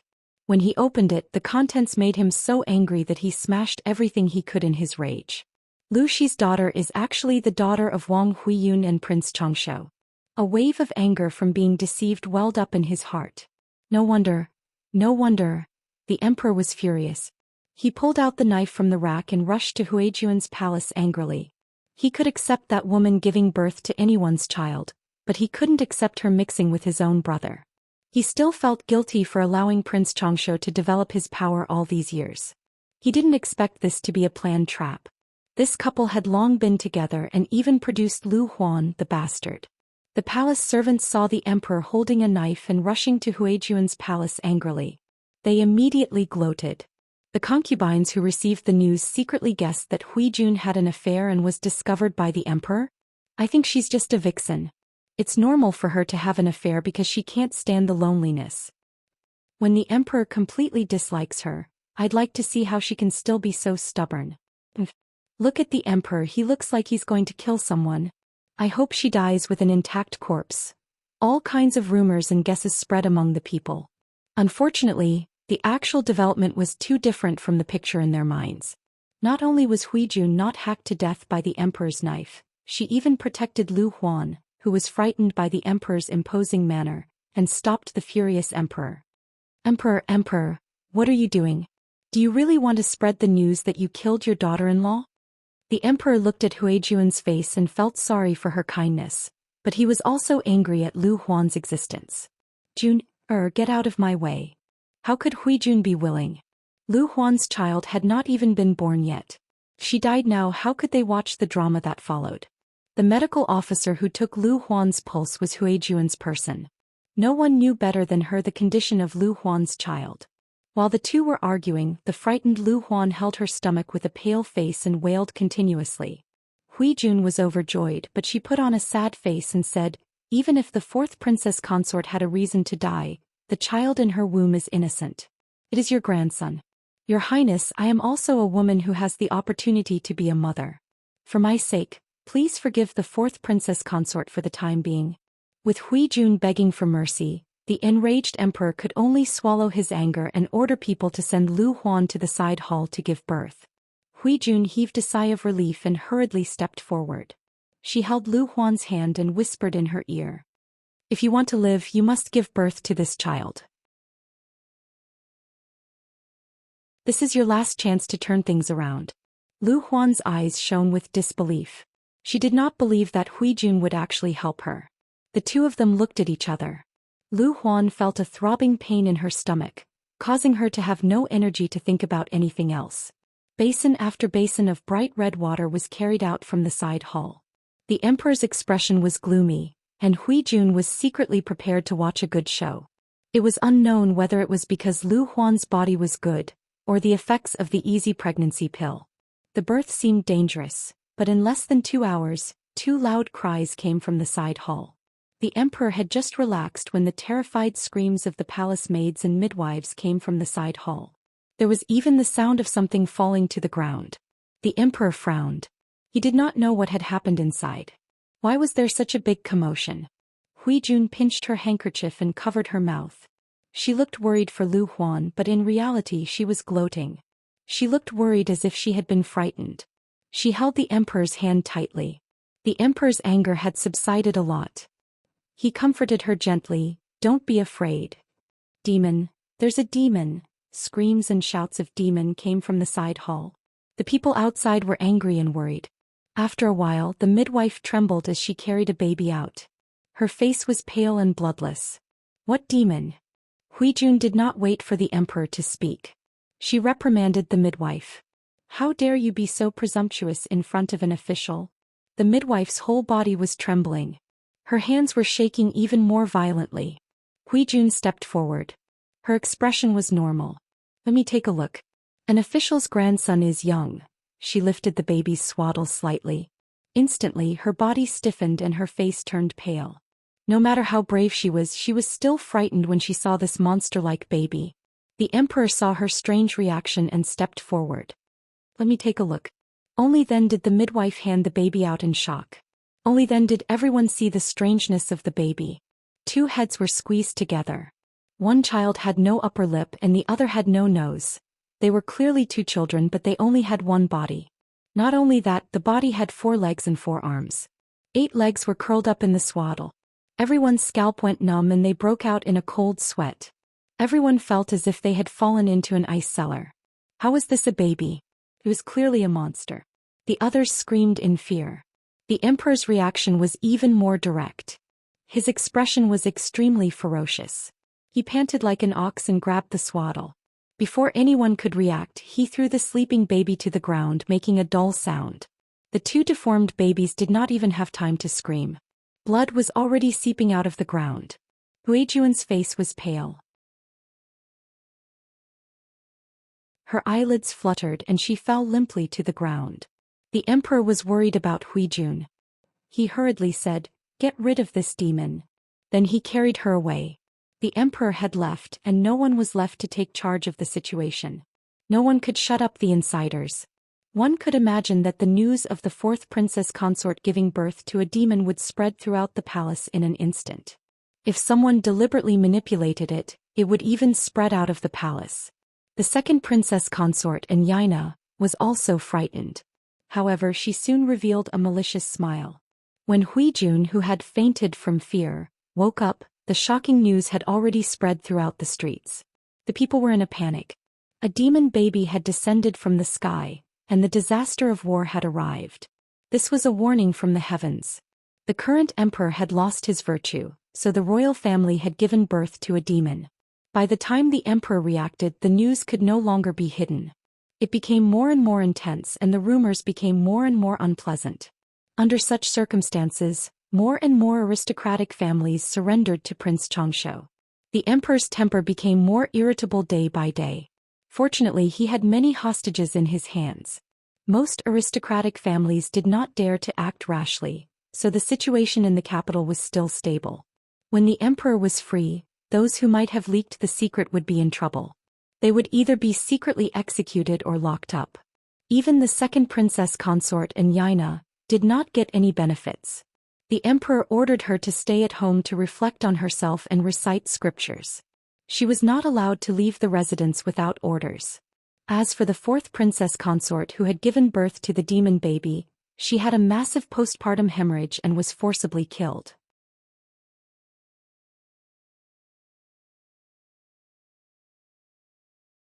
Chapter 468. When Lu Huan's corpse was sent to Prince Changshou's military camp, he was discussing with his subordinates how to attack Qinzhou in spring. Report. The messenger's voice came from outside the tent. Prince Changshou frowned impatiently and ordered the messenger to enter. What happened again?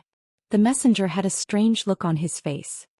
He said hesitantly, "Qinzhou sent a coffin saying that the fourth princess consort is lying in it." What? Prince Changshou stood up in shock. His eyes widened and he was furious. "Who did you say is lying in the coffin?" The messenger could only repeat carefully. According to the messenger, the fourth princess consort died from a blood hemorrhage during childbirth.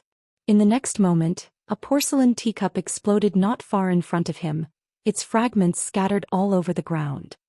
"That old bastard, he's too much." Prince Changshou's chest rose and fell rapidly. His originally elegant and gentle face was flushed with anger, looking frighteningly ferocious. The military generals in the tent did not understand what had happened, but the quick-witted strategists sensed something different. By right, the fourth princess consort was the daughter of Chongzhou's Lu Shi. The fourth princess consort had died from a difficult childbirth. If anyone should be angry, it should be Lu Shi. After all, he was the proper father. What did this have to do with Prince Changshou? The strategists' hearts spun. A terrifying thought popped up in their minds. Could it be, what kind of secret relationship did the fourth princess consort have with their lord?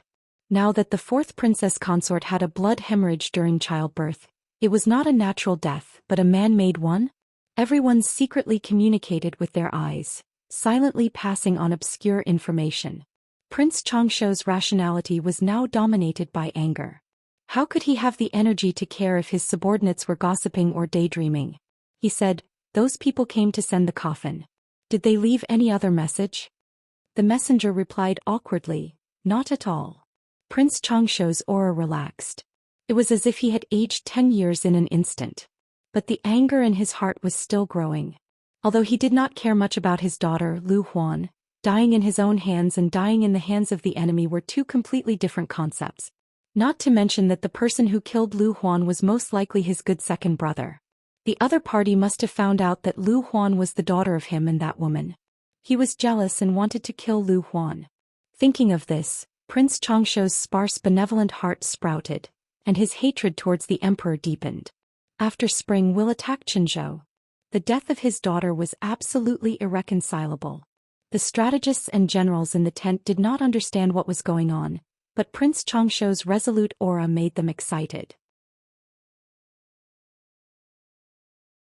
They all shouted, "Yes, Your Majesty." In an instant the tent was filled with a murderous aura. Prince Chongshou returned to his original position with a ferocious expression and said to the messenger, "I will write a letter later and immediately order someone to send the coffin along with the letter to Chongzhou. I will tell the Lu prefecture magistrate the truth. Since his good second brother was courting death like this, then don't blame him for being ruthless and taking drastic measures. If he dared to do this, then he shouldn't blame his younger brother for retaliating." The strategists were secretly puzzled. After all, Prince Chongshou's reaction just now was rather strange. But if they disregarded this detail, they also understood one thing. Qinzhou had sufficient military strength and couldn't be conquered in a short time. If they could get Chongzhou's Lu Shi's help, the situation on the battlefield would instantly tilt towards their side. Based on various considerations, this matter was decided just like that. Little did they know that if Lu Shi received such a big gift, he would probably hide in his bed at night and laugh uncontrollably out loud.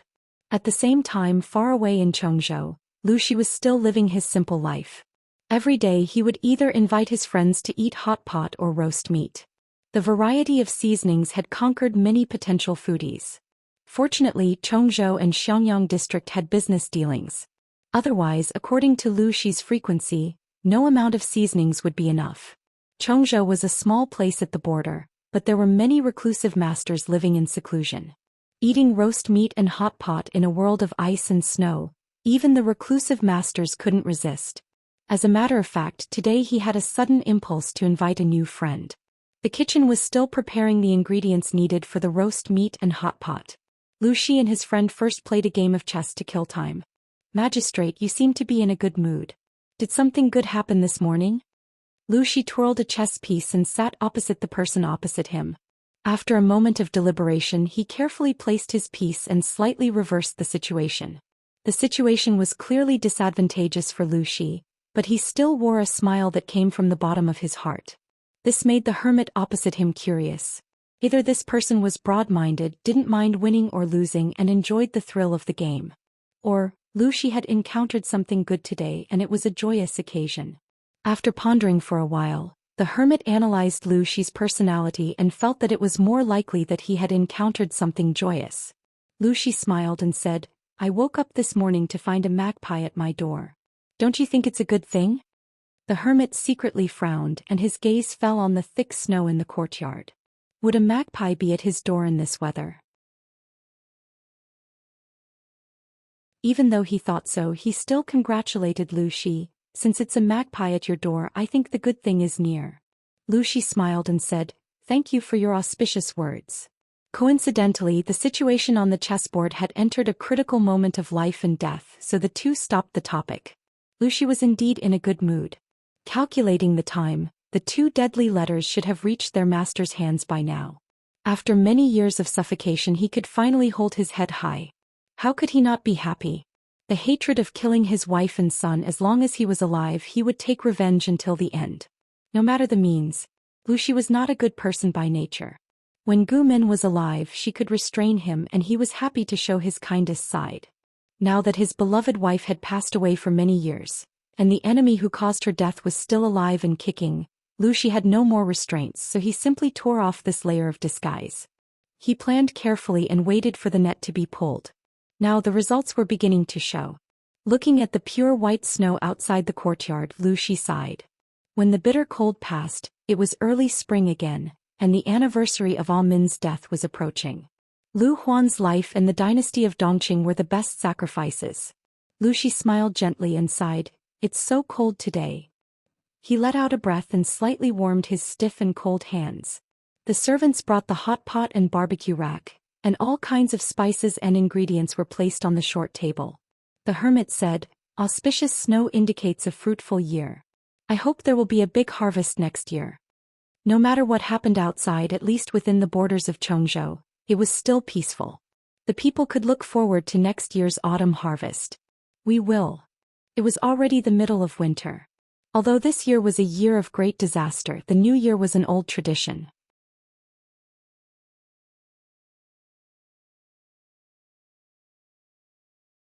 Chapter 469. There was a creature that worked overtime when others were at work, worked overtime when others celebrated holidays, worked overtime when others were on vacation, worked overtime when others were picking up girls, getting married and preparing to have children, but he was still working overtime. Looking for him in the crowd, suddenly looking back, he was still working overtime. If they went to the Xiangyang district headquarters to look for this kind of creature, they could find a few of them. After working overtime for a long time, even the most diligent subordinates would feel resentful. Especially when the Lord was fishing in troubled waters and her subordinates were exhausted.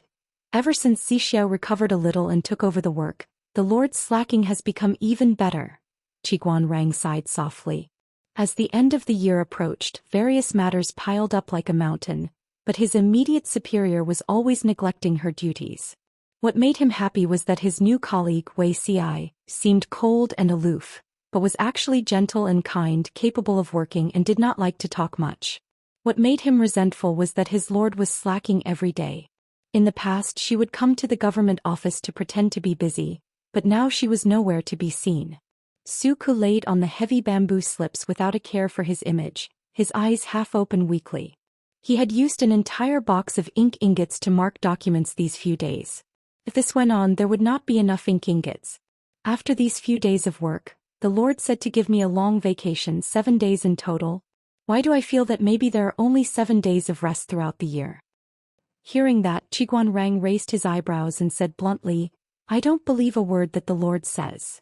Suku was stunned for a moment, then he slowly climbed up from the pile of documents, sat up straight and complained seriously, that's exactly what I was thinking. She had been fooled by empty promises too many times. Jiang Pingji's credibility had long been ruined. Even her subordinates did not believe her. Wuxia wanted to laugh, but he had to hold it in. His throat felt a little itchy, he could only clench his fist against his lips, and small coughs overflowed from the corners of his lips. After a few light coughs he felt better and said, it's still all right now, next year. Cough cough. I'm afraid it will be even more difficult. His slender and beautiful eyebrows furrowed. Others looked at him and were worried for him, wishing they could help him cough out that breath. Wuxia was a quiet person, but if he sincerely wanted to build a good relationship with someone, very few people would dislike him. Even someone as vigilant as Qiguan had now completely accepted Wuxia, and the two of them had a pleasant interaction at work. Smart teammates were always more likable than dumb teammates. Seeing how tired Wuxia was, Qiguan's heart softened a little. He said, I see that you're coughing badly. Do you want to rest for a while? The corners of Wuxia's lips curled up slightly. He smiled and said, it's nothing. It's just an old illness. I'll be fine after this harsh winter. When Qiguan saw that he did not seem to be forcing himself, he felt slightly relieved and turned his attention to another matter. Did you just say that the annual meeting will be even busier? Wuxia nodded. Everyone knew that Jiang Pingji wanted to deal with the Tsingyi army in Fengyi County after the beginning of spring, but he felt that her words could not be trusted, at least not completely. She always did whatever she wanted. Whoever provoked her, she would send troops to beat them. He did not care about the rules at all. Next year she would probably fight from the beginning of the year to the end. Looking at the current situation, Prince Changshu and the Emperor are facing each other across the river. I'm afraid there will be a bitter battle after early spring next year. No matter who wins or loses, the whole of Dongqing will fall into a state of chaos where various regions are divided. When that time comes, all sorts of evildoers will emerge. We can only blame, cough cough, the Lord has governed Xiangyang district too well. Even if she doesn't send troops to provoke us, there will be people who are jealous and come to us to ask for a beating. There was a trace of pity in Wuxi's eyes. Of course, according to Jiang Pingji's character, even if people did not come to us to ask for a beating, she would have an excuse to visit their houses. Qiguan's expression froze. Suku's reaction was even more intense. He almost lost his grip on the ink ingot. He looked at Wuxia with some resentment and said, can you pretend that you don't know about this? Wuxi's expression froze. He immediately burst into laughter, revealing a stunning smile. Sure. From Wuxi's point of view, The Lord in this life was much better than the previous one. In this life she would at least take care of construction and slow down the pace of war. In the previous life she only cared about territory, okay? If Qiguan Rang and the rest knew what the Lord in the previous life was like, wouldn't they pull out their swords and commit suicide, praying that they would never work overtime again in their next life? Wei Xi thought of that scene and the corners of his lips involuntarily curled up. Su Ke muttered, when the Lord has completely established her foothold next year, I wonder if she can publish a list to recruit talents.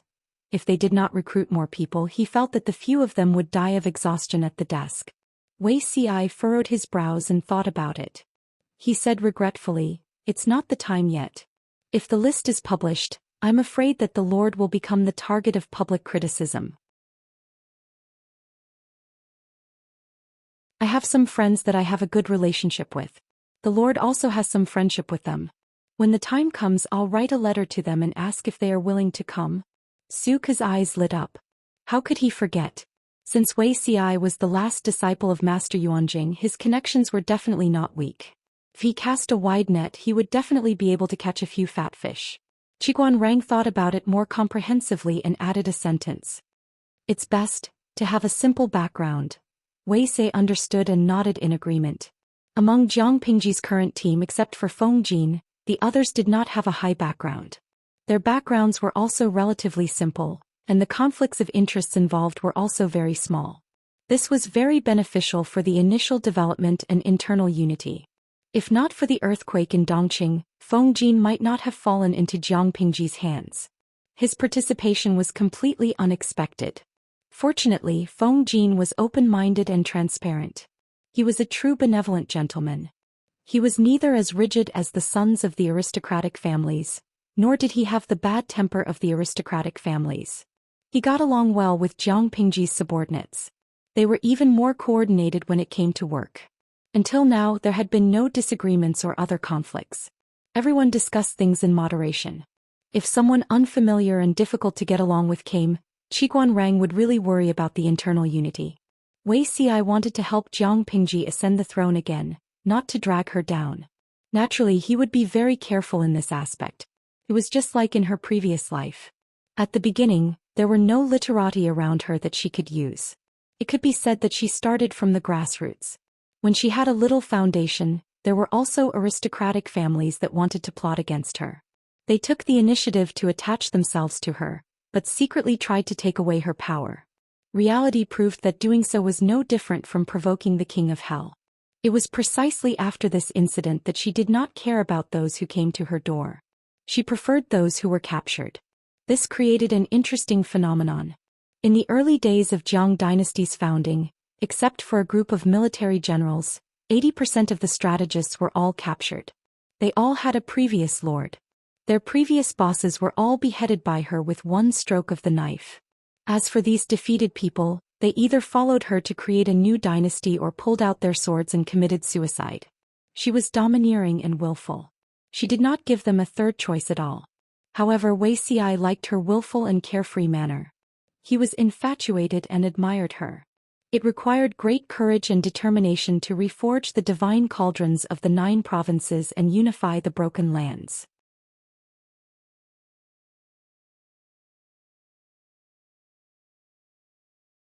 Chapter 470. Wei Xi held the hot water in his arms tightly. Heat was slowly transmitted into his body, dispelling the lingering chill. He coughed lightly and said, "Coincidentally, I have a friend with me. I'll ask for his opinion later." That friend is in Xiangyang district? Qiguan Rang's eyes brightened. If he had a godly teammate like Wei Xi, his workload would be greatly reduced. Wei Xi smiled and said, "Shiheng and I came to Xiangyang district together." Zhang Ping's obsession with the mechanism and neglect of government affairs were quite similar to his lord's temperament. Qiguan Rang raised his eyebrows and gave Wei Xi a meaningful look. "Brother, well done." Achoo! The flying wadding tickled Zhang Ping's nose. He couldn't help but sneeze. Zhang Ping held the hot water in his arms and wrapped his clothes tightly. There was a lot of cutwood piled in front of him. The water wheel. Something seems wrong. Which part is wrong? Or is there a problem with the block structure? Zhang Ping's nimble fingers dismantled the installed water wheel. After a while he realized that the hot water in his arms was no longer hot. It was worth it to get up and change the water again. When he opened the door he realized that the sky outside had already turned yellow. He had unknowingly wasted an entire afternoon? He rubbed his stomach, feeling a little hungry. After taking some money, Zhang Ping wrapped his cloak tightly and went out to buy food against the wind and snow. Wei Ci had his breakfast, lunch and dinner at the district headquarters. Zhang Ping and Dian Yan could only think of their own ways. They didn't know how to cook, so they went to the nearby eateries to buy. When the new year comes, I'm afraid the eateries will close. I really have to buy a maid who can cook and do laundry. As a handicraft expert, Zhang Ping's ability to take care of himself was somewhat poor. It was inexplicably bleak to think about it. Little did he know that there was a more miserable future waiting for him. 2 flowers bloomed, one on each side. Dian Yan and a group of bandits were successfully recruited into the military camp by relying on their skills. They thought that beautiful days were coming and they would be able to settle down in Xiangyang district. Never would he have thought that they were playing winter training. Before the sky had even brightened, they had to be ready for morning training. They had to run all over the mountains with heavy weights on their backs in the dead of winter. It was said that this was the most basic training. Once they got used to it, they would increase the training load. Dian Yan's huge stature was very conspicuous in the crowd.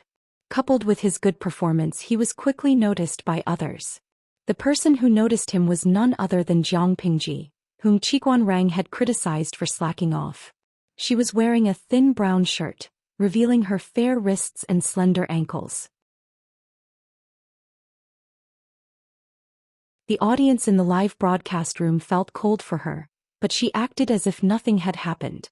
She crossed her arms in front of her chest and followed Li Yun to inspect the new recruits. That tall one is not bad. He's a good material. Li Yun saw that she was referring to Dian Yan and nodded in agreement. The training load is relatively heavy. Many people complain incessantly and even throw tantrums. Very few people can keep their composure, and he is one of them. When it came to serious matters, Li Yun had always been serious and steady. There was not a trace of naivety. Why don't you call him over for a test, my lord? Leading troops to war was the job of military generals. Currently only Meng Hun, Luo Yu and Li Yun were capable generals. Jiang Pingji could barely be considered a lord, but her subordinates did not want her to always take the lead and take risks. At present she still had sufficient manpower. When the territory expanded and the battle line lengthened, this number of people would not be enough. It was important to prepare for a rainy day.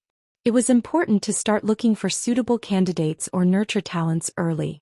Jiang Pingji chewed on a wild grass root in her mouth. She looked sloppy. There's no need. Let's continue watching. Li Yun nodded. The two of them continued to stand at the edge of the call, observing the performance of the new recruits. After a while, the sergeant finally relented and said that they should rest. Hundreds of soldiers looked as if their bones had been extracted. They were so tired that they sat on the ground, panting heavily. Even if the cold wind was biting, they still felt like they were in a furnace. They were sweating profusely. Dian Yan stood at the same spot for a while. When his breathing was smooth, he followed the others and sat on the ground to rest. His action, in addition to his height, was very conspicuous among the whole group of new recruits. Jiang Pingji's eyes were filled with praise. She paid more attention to Dian Yan.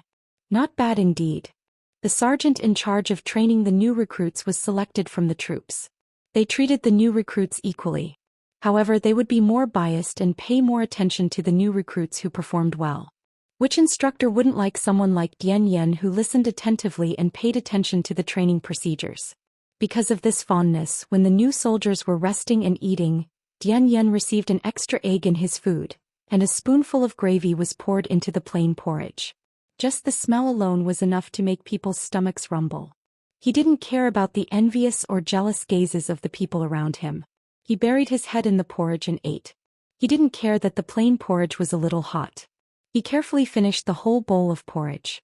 When the warm porridge entered his stomach, his entire body emitted a lazy and comfortable warmth from the inside out.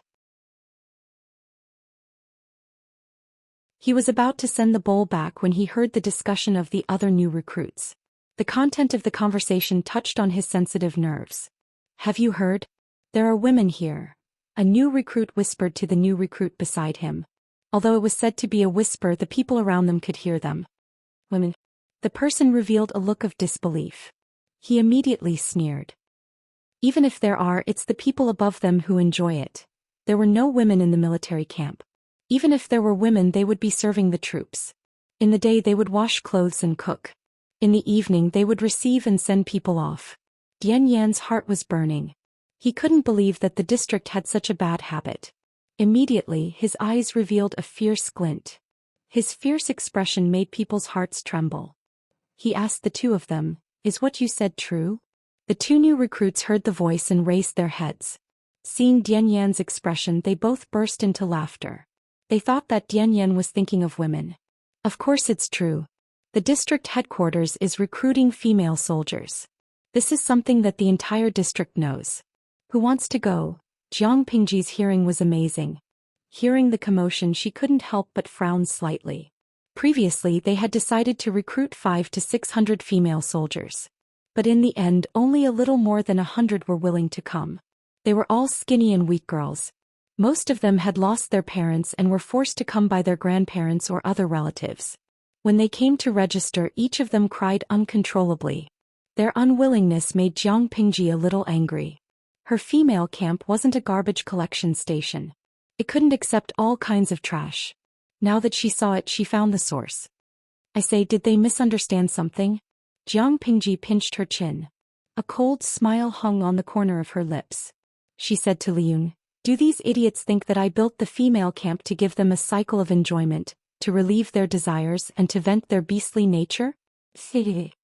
Liyun wisely chose to remain silent. You're tuning in to the Zhou Xian's Legacy YouTube channel. Don't forget to subscribe and join us on this journey to catch the most captivating stories.